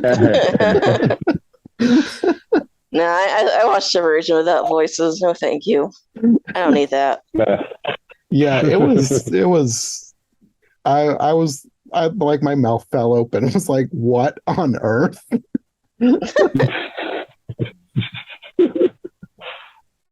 And then I wrote in my notes, no wonder Pete is evil. It's like this evil police dog is torturing him and laughing at his literal impalement. Yeah, it is pretty dark. Actually, when I saw that, I was like, did I miss that Pete was like rude to this dog earlier? I guess I did. I think that goes back to the scene that was cut. It probably. Who knows? Oh, maybe. Yeah, that's a good point. Maybe he got busted for the It could have bootleg been. alcohols. Oh, yeah. And then I like how it ends with the crossword. It's slightly abrupt. I thought the crossword was going to end up having to do with this cat because the cat is like being all weird again and showing off his muscles, and then she like suddenly realizes the last clue, and it's the end. Which isn't a word, Alice. Exactly. That's not a word. And she said, I can't think of one word, and that's two. Yeah, that's 2 words. Yeah, Alice doesn't know her math. But I do like how it says an Alice comedy. I like that. Nice touch. But yeah, you think the word she would have realized would have something to do with what just happened. Yeah, well, I thought it was going to be like muscles or something because the cat's like flexing. Look at me, Alice. Don't you like me? Oh yeah, the end. I think the voiceover literally She's like, said something I'm so like uninterested. The end. that. I think the voiceover literally said something similar to that. It's like, look at my muscles or something. It is a bit awkward. Yes. After that, we have Alice's eggplant, which I misinterpreted as eggplant. Oh yeah, we got the communist chicken thing. Yeah. This is my favorite one that I saw. When I was watching this, I was like, this feels like a commentary on what happened to Walt years later. So, like, did he foretell his own future? That's the funny thing, because you see this and you're like, oh, this is definitely like about the animator strike, but no, it wasn't. Yeah, this is long before then. Yeah. This is exactly why I wanted to talk about this one, because it reminded me of what happened with the Disney strike in the 40s, even though it took place like years earlier. Or even one thing that I find interesting, this came out in the 20s, so this is pre-World War II, so it just shows America's views and how they personified the USSR even in the 20s before World War II or anything like that. Oh, you're right. Well, it's an interesting social commentary on like the work ethic. Because I think that's the problem we deal with today. Like people will be like, oh, you're not working hard enough. And then other people are like, it's literally unfair. You know, it's still something we're struggling with. Yeah. So it's always interesting to see it from a historical viewpoint, especially knowing that Walt would later have to deal with a labor union strike of his own. I think Little Red Hensky is like one of my favorite Disney villains now. Just for the day. Yeah. You're like, excuse me, I am the true Disney fan. My favorite villain is Little Red Hensky. Who? You're like, what? What's a little? Who? You know, the communist chicken that starts labor unions. Yeah. Destroy. Yes. So a Russian chicken like rallies all the other chickens to go on strike, which felt kind of like a dig at the Communist Party. Yeah. Oh, definitely. Yeah, which is interesting because of how Walt blamed the labor strike on the Disney studio in 1941 on communism. And years before, he made a cartoon where the good guys were the owners of the business and the bad guys were the workers going on strike. Yeah. Yeah, so I had recently been learning about all the stuff with him.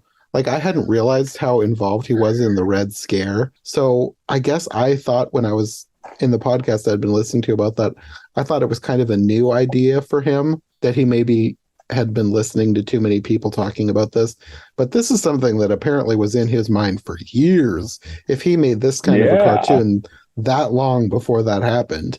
Exactly. He had very interesting views on employees. Because on one hand, he was kind of like, I feel like this cartoon is pretty much of people complain a lot, but they don't work much. You know, like they are kind of like not demonized, but they are portrayed as Alice and Julius are working against them instead of with them. You know, you get the feeling that Walt and whoever by extension wrote the story was not fond of the idea of like labor rights. But meanwhile, Walt felt very betrayed with like the union strike later in the 40s because he was like, I give such benefits to them. And I was also thinking of like later with Disneyland, actually, we still get really bitter over losing things that Walt used to do for us. Because he would do like really, really nice things. Like he closed down the whole park and have a party for the cast members every Christmas. Like in the park for them and their families. And they'd bring like a toy for Tots. Yeah. Well, Disney World started running all the parks, and they were like, well, we don't do that, so you're not going to do that anymore. And I know some old cast members who are still bitter about that now. You know, so it's I don't know, it's interesting because he had a very varied view of workers. Like he was kind of like, if you treat them right, they will want to work for you. But also, I don't like how they strike. I don't know. It's kind of odd.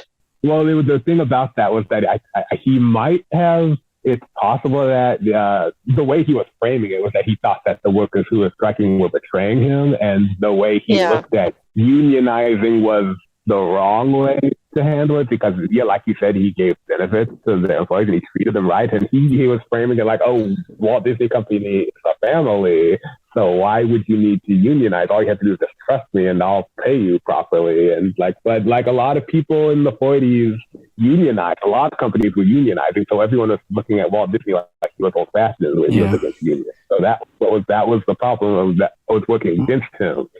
Well, that's the thing. Also, like he wasn't rewarding everybody. He was rewarding whoever thought he deserved it. That's what I was gonna say. Yeah, he didn't give out things equally. But at that time, he was distracted, so he wasn't even there to be able to determine who was putting out the best work. So it was kind of like, yeah, you're right about that. But Walt Disney was trying to defend that by saying that I give you benefits if you give me quality, and like I reward the best, Mm-hmm. I reward the best. That was what he was saying, but a lot of people didn't buy that. Well, I mean, he did reward the best at first. He did. Yeah. He did reward. He did pay like the best animators, like Milt Collin, Ward Kimball, and Frank Thomas. He gave them the most money because they were the top animators. So it's true in that way. But I guess that's why those animators didn't leave the company, and they were the ones who were against the strike. Mm-hmm.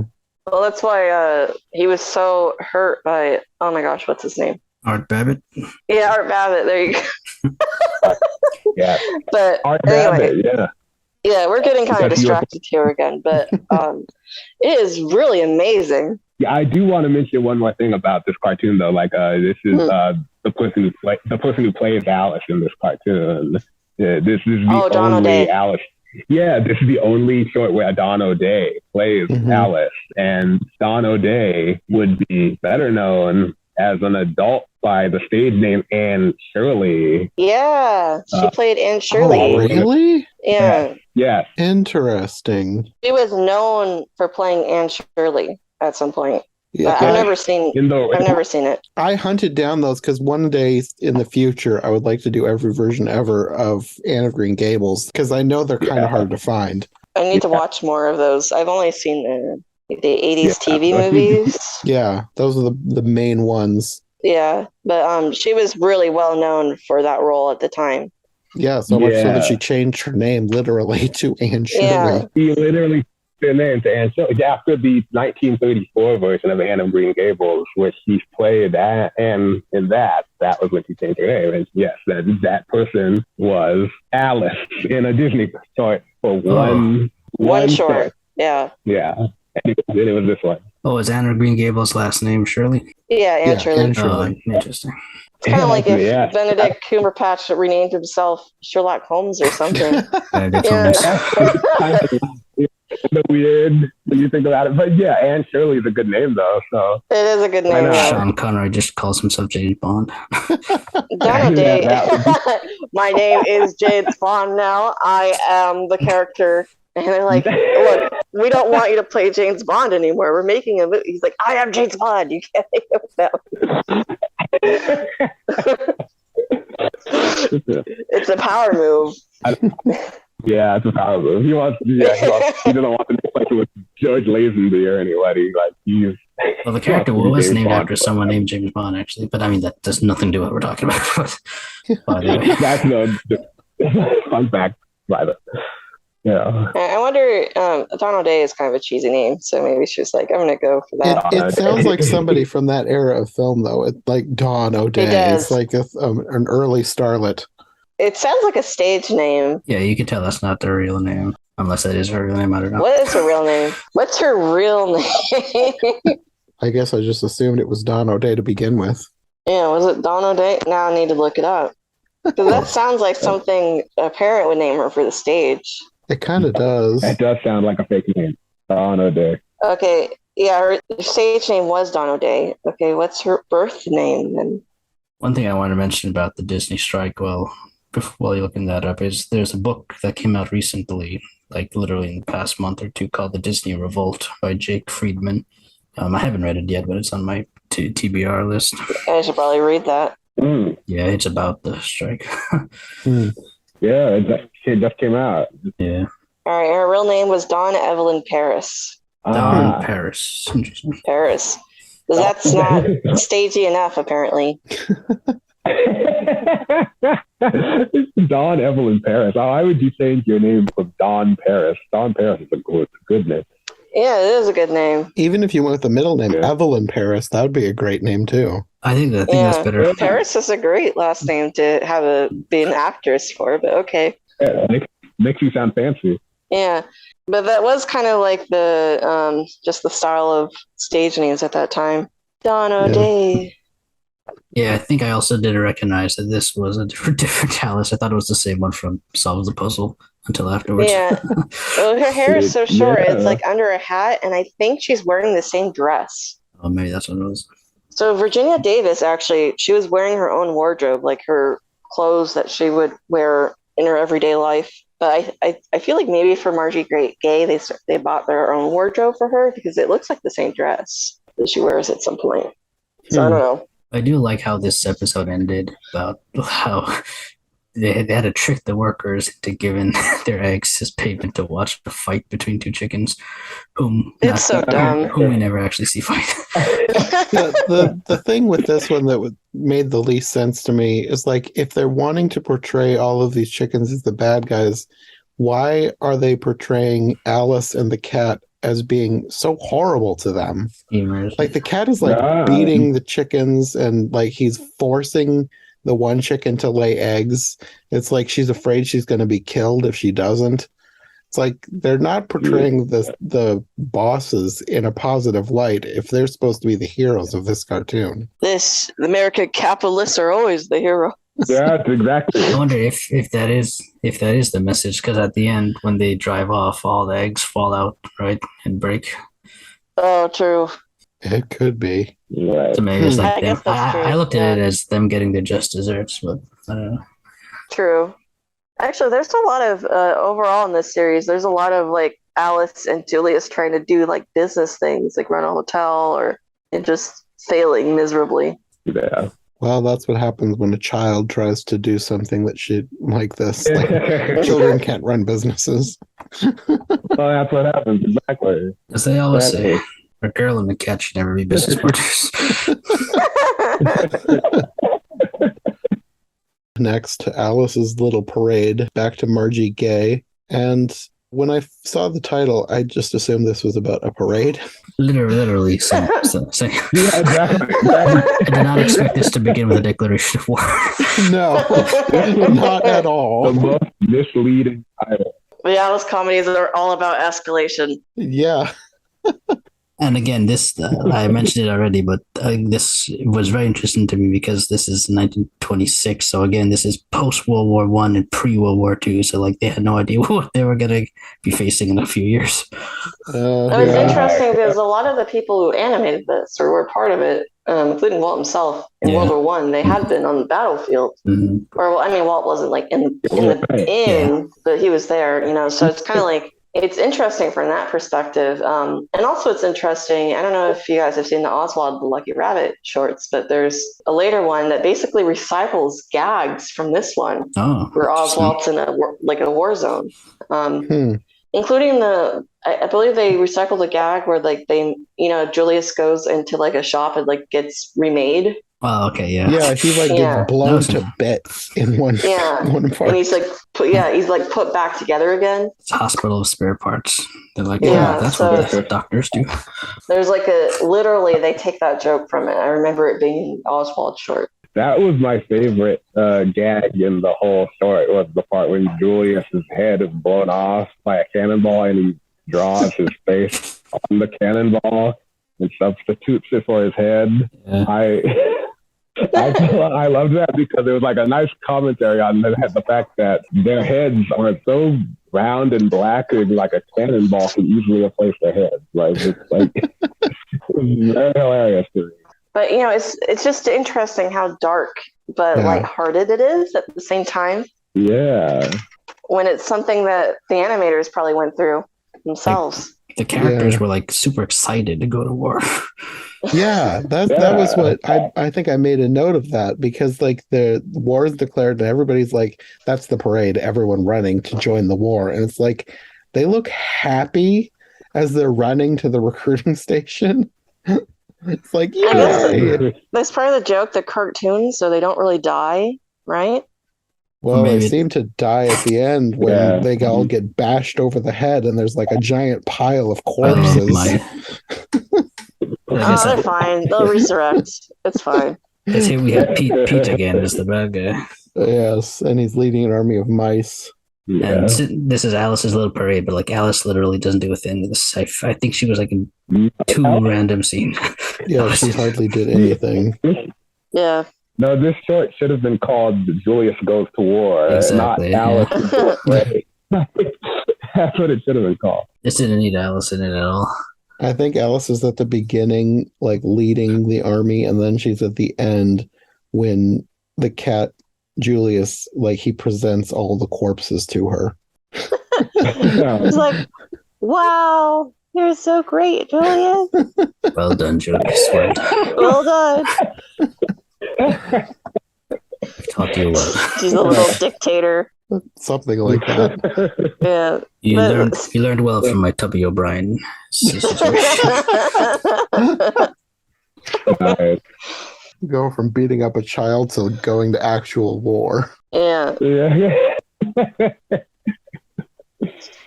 But yeah, like we're at the point in these cartoons where she's barely even in it. She's in it really by name only. He's being pushed to the side. This is what I was talking about with like Pete the bear and Julius the cat are put more and more into the spotlight to the point where Pete the bear and Julius the cat become Pete the bear and Oswald the rabbit, basically, when they get to the Oswald cartoons. Because Pete the bear is in the Oswald cartoons, if I remember correctly, right? Yeah, I think so. He gets transferred over. Yeah, you get transferred over. Yeah, it's like, so it's sort of like mutated into Oswald the Lucky Rabbit, while Alice was slowly getting put to the side, and that's sort of the natural progression of those cartoons, is what I noticed. Yeah. Yeah, but Walt just gets bored. The first few things he's into are really good, and then it just kind of, just do the thing. Yeah, exactly. I also wonder if it was expensive, like doing the live action shots. It could have been. Because you see them later also like reusing old footage, and because I feel like the part of the reason why it's impressive is because it'd be harder to put a live actor in an animated world. Yeah, I mean, I don't even know how they did it. It's pretty amazing. Well, I don't know how they do it. I know in some parts you can tell that she's actually like cut out in frames. But sometimes if she's far away, she's replaced by animation. Yeah. So like Alice solves the puzzle when she was diving. Yeah. At some point it stopped being about the impressiveness of it and just like, well, she has to be in it. She'll be back there. Yeah. Yeah, you could kind of see why they moved on. Yeah. Well, they might as well, because they keep giving her smaller roles. Yeah. I mean, at some point, one of the later ones, it ended up reusing footage of Virginia Davis. Yeah, I read about that one. I didn't find it to watch, but I read that they used Virginia Davis again, but she didn't come back. It was just reusing footage they already had. Yeah. So they're pretty uninterested in the live action portion of it this time. Anything else we have to say about Little Parade? I don't think so. We can move on from a cartoon about war and murder and violence to a cartoon about suicide and sexual assault. Oh, no. Alice helps the romance. That's a very, very innocent title. Yes. Very innocent title for what this thing turned out to be. Have you ever wanted to commit suicide? Do you not know how? Well, let's give you some ideas. Nothing is safe. This one got dark. Yeah. Yeah. Julius is... He puts a gun up to his head at some point. He's vying for the affections of another cat with this other taller cat. It's like a proto-Mortimer. Yeah. Yeah, kind of. He tricks the girl into liking him. The evil cat tricks the girl into liking him instead of Julius. And apparently Julius now is suicidal. He finds a pop gun, which he thinks is a rifle, and tries to kill himself with it. Though I did love the indignant child pedaling up on a tricycle and snatching the pop gun back.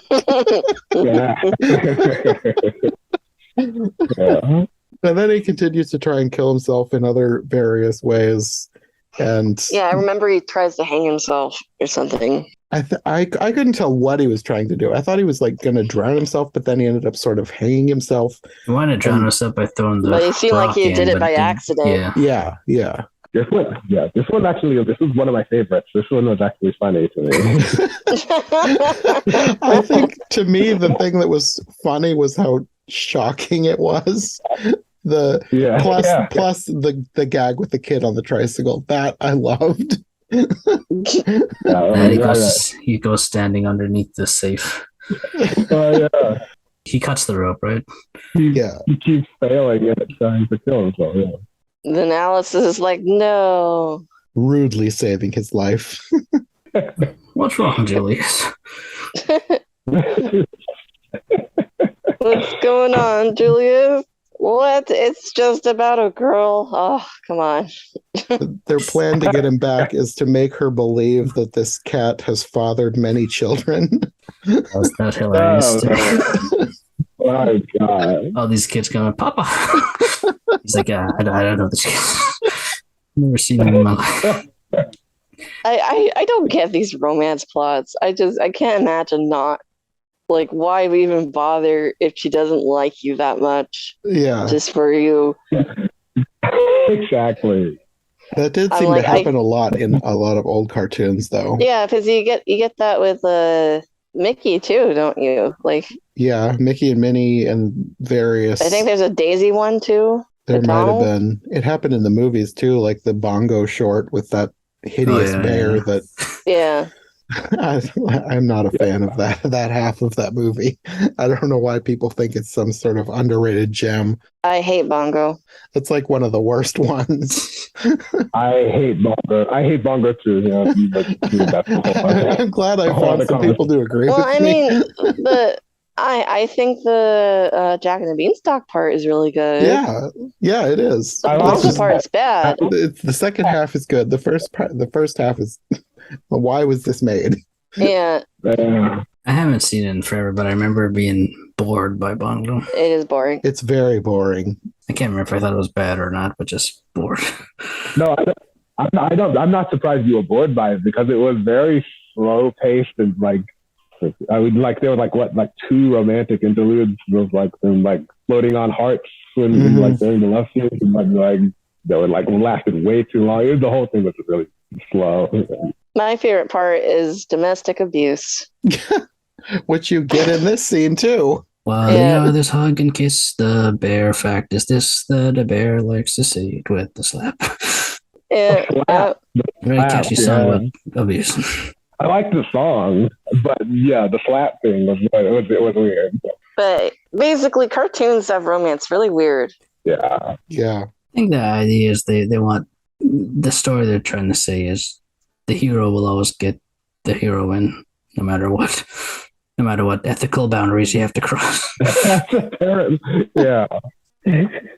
Secret to a girl's heart, fellas, is just to care about her. She doesn't care about you. Move on. Don't do this. That's that's the realistic way to look at it. But the message in cartoons is okay. Whoever wins the fight gets the girl. That's how it always goes. Write this down. Yeah, the girl is the reward here. The girl is the reward. She's the judge and the reward at the same time. If you follow this cartoon, the secret to a girl's heart is to save her from a cat that's trying to force her to kiss him, and then she'll kiss you instead. I mean, yeah. Jenna's not denying this. I can't deny it. Girls, I guess so. Girls might like that. Well, you didn't force me. You saved me. You shouldn't expect the girl to be with you as a reward, though. You shouldn't treat it like I deserve a kiss from you. That's the problem here. I think that's what a lot of people get wrong about romance in general. Like, just be a nice person to be a nice person. Yeah. Yeah. Exactly. Yeah. But yeah, it's a pretty classic plot, I think. Yes. Have you seen Popeye? Because Popeye, that's every Popeye cartoon. That's every Popeye cartoon. Yeah, that's kind of the point of Popeye. I can't believe I forgot that when I was listing off examples. Yeah, Popeye is like the quintessential example of this. Yeah. Yeah, at some point it's just like, why do you even want her? Come on. No. But doesn't Brutus like steal her sometimes? Yes, he kidnaps her sometimes. Yeah. Yeah. Yeah. The Popeye comes to the rescue. Yeah. That's always the plot. You know, but like Jenna said, if I was at the point where I was interested in the girl and the girl rejected me, then I would move on and I'd be like, okay, well, I guess she doesn't like me, so I guess I'll no conflict here. I'll just move on with my life. Yeah, that's kind of like, just move on, Julius. Don't kill yourself. Jeez. Especially over someone you literally just met. Yeah, she doesn't even like you that much, apparently. These are better. Didn't you propose to Alice? You guys broke it off or something? She cares enough about you to stop you from killing yourself. So, you know. Suicide was just like you see that a lot in a lot of these older cartoons. You do. It's very strange. I think the first Felix the Cat cartoon involves him trying to commit suicide or successfully doing it. I can't remember. Well, I know it's in Looney Tunes. There's Tom and Jerry. You get a lot of darkness in these early cartoons. Yeah. It's weird that they thought it was so hilarious. Like, a lot of people thought it was so hilarious. I feel like there's a Donald Duck cartoon where he holds a gun to his head for some reason. Yeah. Over being rejected. Yeah. Yeah. I was something like that in the early 40s. I can't remember which one it was, but that feels familiar with Donald Duck holding a gun. Yeah. Yeah. So it's kind of like, I don't know, it's very interesting view on suicide. You can kind of see why people were afraid to get help when it's taken lightly like this. Yeah. Yeah. This was not helping the culture. Yeah. I don't know. I'm kind of glad we're over these jokes, to be honest. Yeah. Yeah. I think we could be a little bit more sophisticated. Yeah. Toilet humor is where it's at. Yeah. Suicide humor, toilet humor, which one? That's I don't know. It's a hard choice. Yeah. Anyway, is there anything else we want to talk about from Alice Helps the Romance? I don't think so. I think we talked about enough stuff. Yeah. Yeah, that's done here. Well, I wanted to talk about the first appearance of Lois Hardwick as Alice, which was Alice's Circus Days. Oh, that was actually really... I thought that one was pretty good. Yeah. For all of these, it's like Alice is almost inconsequential, so I don't know why I felt like it was important, but I felt like we talked about all the other Alices, so we should give her a moment as well. She doesn't really have a big role in it, though. Like, she's just kind of... She's there. She's okay. And half the time, I think she's also animated. Like, she's up on the top of that stack of chairs, and I think she's a cartoon. There's a close-up of her, isn't there, on top of the chairs? Yeah. They do close-ups, like, while the chairs are falling, they do close-ups on her face as she's waiting for cartoon physics to kick in and make her fall as well. Yeah. I liked that gag. That was a good gag. Yeah. I love that she was suspended in the air for like 10 seconds before she fell. Yes, enough time for him to get a ladder and climb up to save her, while all the other chairs are still tumbling below. Right. Yeah, I mean, most of hers are missing, right? Yes, I think all of the ones that are missing are her run as Alice. Yeah. Yeah, pretty weird. There are so many Lois Hardwick shorts that are missing. I was like, I only watched like 3. Yeah. Yeah, I found 2 to watch because I wanted to make sure we talked about her first appearance and then the final cartoon we can talk about next. But there wasn't much else from her that you can even watch. I thought I liked this short, but she just seemed very passive in it. Yeah. Which is kind of just Alice's role now. But I would say it's better than some of the other ones where she's like literally just there. Yeah. This was another one, like, I liked her facial expressions. Like, it was kind of back to the Virginia Davis thing where I liked the faces that she made. But that was like the close-ups when she was going to fall. Yeah. She was like really acting. I watched it this morning, but like it didn't make any impact on me because I could barely remember what happened in that one. The thing that made the most impact on me was the body horror with the lion tamer. Like, he gets his head bitten off and he has to crawl inside the lion to get his head back, and then the lions are like tossing his head around. Oh yeah, they play monkey in the middle with his head, right? Yeah. It's like, that was my favorite gag. If this was live action, this would be a horrifying nightmare. This would be grim. Cartoon violence. This is why I love animation so much. Do stuff with animation you can't do with Yeah, you can't do this with some other medium. No. And also the other thing that would be a nightmare is that elephant on roller skates. That thing was hideous. Oh God. I don't even remember that. This proves that animation is the supreme medium. Yes. All right, we could do these things with animation that you don't want to see in live action. Yeah, exactly. Train this elephant to roller skate.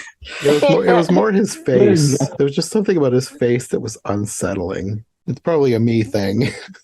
I was looking at it and I was thinking, are they sure? Is this an elephant? Is this supposed to be an elephant? Yes. That was my reaction. is this supposed to be an elephant? This is like 15 years before Dumbo. They had time to get it right. They had time to go, and thank God they got it right. It was like, Yeah. finally, just in time. To be honest, I don't remember very much else from that short besides the beginning-ish. There was like some cool animation of a close-up of a clown face, and it like went upside down. That was weird. Oh, yeah. Oh, I like that. I thought it was well done. Yeah. Oh, there was also that weird thing with somebody was kept trying to peek into Alice's dressing tent. Oh, yeah. And And he then the had lady with the baseball Yeah. bat bashing him on the head repeatedly. I forgot that. That's a bit disturbing. Yeah. Yeah. And the thing that I couldn't tell if it was supposed to be some sort of a racist caricature, the Rubber Man. It looked like it was supposed to be like a wild jungle man or something. Yeah. I don't remember that now. It might have.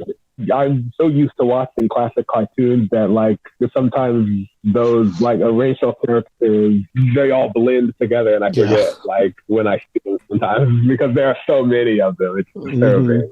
But, yeah, like, I think you're probably right. It looked like it might have been supposed to be some kind of jungle man. Yeah, and it didn't have a long time on screen, so it was kind of forgettable, but it was still there. Thankfully, yeah, you're right. Yeah, and to be honest, I totally forgot it. Yeah. The racism just blends in altogether sometimes. Well, after the Ku Klux Klan. This one's nothing. Just downhill from there. I was distracted by the Ku Klux Klan. That's probably all we can have to say about that one. It was Yeah, it was okay. it was okay. It was fine, yeah. It's probably one of the better ones of the later shorts, I think, Yeah, definitely. which is high praise. Well, the last Alice short was Alice in the Big League from 1927. And this one was also a little bit forgettable, but it did have a couple of good gags. Yeah, with the baseball. I honestly don't remember anything besides a fence. What was the plot of this one again? It's just baseball gags. Like, the whole thing was just baseball gags. Like, I don't think there was much of a plot. No. It was just, I think it was just a vehicle for a bunch of animation gags.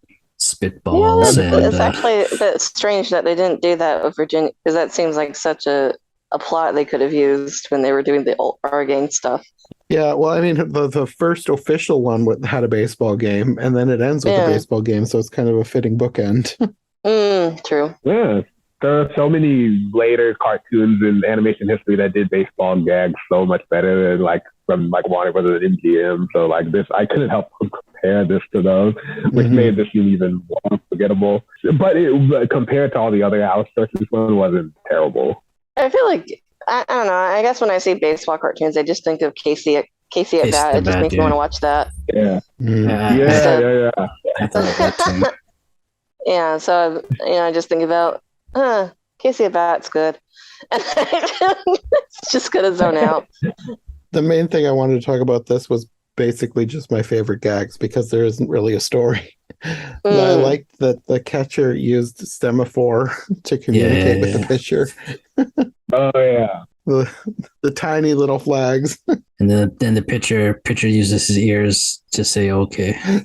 Oh, yeah. And then I liked that home plate was a literal dinner plate, complete with, like, a fork and knife and spoon. Oh, I didn't notice it. That was a nice gag there.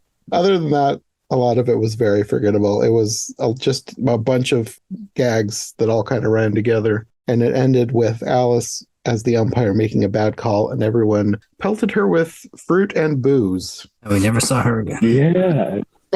She died under that. That was her last. That was her last screen appearance. And, like, they chased her out of the movie industry. Yeah. Hashtag rip Alice. So all in all, this was a very weird series. But it is very, very weird. It's a weird series. yeah, I'm glad that we covered it, though, because it's still very interesting in animation history. It's very still historically significant. Yeah. Yeah, I'm glad you had us on, because I wouldn't have watched these, or at least not for a long time. So I'm glad I Yeah, did. no, this is one of those things where I probably wouldn't have watched it except for the fact that I'm Yeah. trying to do more of the more interesting or obscure Disney history stuff. So it kind of gives me an excuse to make myself watch some of the stuff that you have to like actually seek out because it's not really easily available. Mm, Yeah. yeah. I had seen it, but it's always fun to revisit. Yeah. Plus, it's interesting to talk about them. I was doing this very lame thing. I had this thing where I was watching every Disney thing in order, like Yes. everything Disney ever made. So I've already seen these. That is a chore. It's very fun to do. I got bored in the 40s. Because Ah, I got bored and like when all the animators are drafted and they just weren't funny anymore, like those shorts, and there's so many of them. Jenna is right about the cartoons from the 40s. The 40s, they got way worse and way less funny after the 1930s. Yeah, it just becomes a drag. Yeah. Anyway, but it's very fascinating to watch the very early stuff like in order and seeing the progress of time. Mhm. And when you get to Snow White, you lose your mind. You're like, oh my god, This is so this is good. amazing. Yeah, so Yeah. I'm glad I did that. It was a lot of fun, and it's always fun to revisit. And I liked seeing the ones I really liked again, like Wild West and Spooky Adventure. Right. Mhm. Well, I have been meaning to see the Alice comedies just like Mark. Like, I was going to eventually, but like, this is the perfect excuse to like to see them all because I wanted to watch. I kind of want to do what Jenna did, which is watch all the things that Disney made in order. And these are the first things. These are the first things he made. So now I'm thinking I'm going to watch a lot of Oswald the Lucky Rabbit cartoons now because I'm on Heck track yeah. now thanks to this. We should do an episode on Oswald the Lucky Rabbit. Let's do that sometime in the future Yeah. because that's something I should cover too. Yeah, I recommend doing that because do that soon because you see a lot of crossover over from the Alice comedies. Anyway, so yeah, thanks for having me on. It was fun. Yeah, thanks for joining, all of you. This was a really good conversation. We'll have to make some plans to do Oswald too, because I haven't seen much Oswald. I've seen a couple, I believe. There's some really good Oswald ones. Yeah, Mhm. if anybody has like favorite Oswald, like let me know and I'll put together a list of like the quintessential ones that we should talk about. I do. Okay. I trust Jenna. Yeah. Yeah, most of the ones that we talked about were ones that Jenna suggested that everybody else also suggested. So Jenna has a good knowledge of what's the good ones to talk about. All right. Well, thank you for having us on. Yeah, thanks for joining me. Do you guys want to let people know where they can find you if they want more from you, Jenna? Oh, I'm Phantomwise on YouTube. I don't put out anything. This is pretty much the only thing I do now. Hi. Okay. And Eli? Yeah, I'm mostly on Twitter. Follow me at eJunkie2014, where I talk all about Disney and the entertainment industry and all kinds of stuff, speaking out with my mutuals. But I also do have a blog where I go more in depth about entertainment history, and that's ejunkie.blog.com. So you can follow me there too. Okay. And Mark? I have, well, thanks for having me on, Jonathan. I have two blogs. I have the Animation Commendation, which is an animation themed blog with reviews and top 13 list. And I do my own Who Wants to Be a Millionaire Animation Edition game show, which season 8 is currently going on right now with our host, Jonathan North, as one of the contestants this season. Ooh. So check it out. And I have another blog, My Live Action Disney Project, where I'm trying to watch and review every single theatrically released and Disney Plus released live action Disney film ever made that's purely Disney, not like Marvel or Star Wars or anything, or Touchstone or anything like that. I've been doing it for 9 years and I still have more to go. So Oh my follow me there. goodness. I'm so entertained by this project. I'm gonna have to check it out. Yeah, please do. It's my live action Disney project.com. You're like, this is my life's work. I've been on a Yes. hiatus for like the past month or so due to a lot of stuff going on, but I'll be back soon. Well, I will have links to all available projects from everybody in the description. So thanks for joining me. We will have to do this again for Oswald at some point.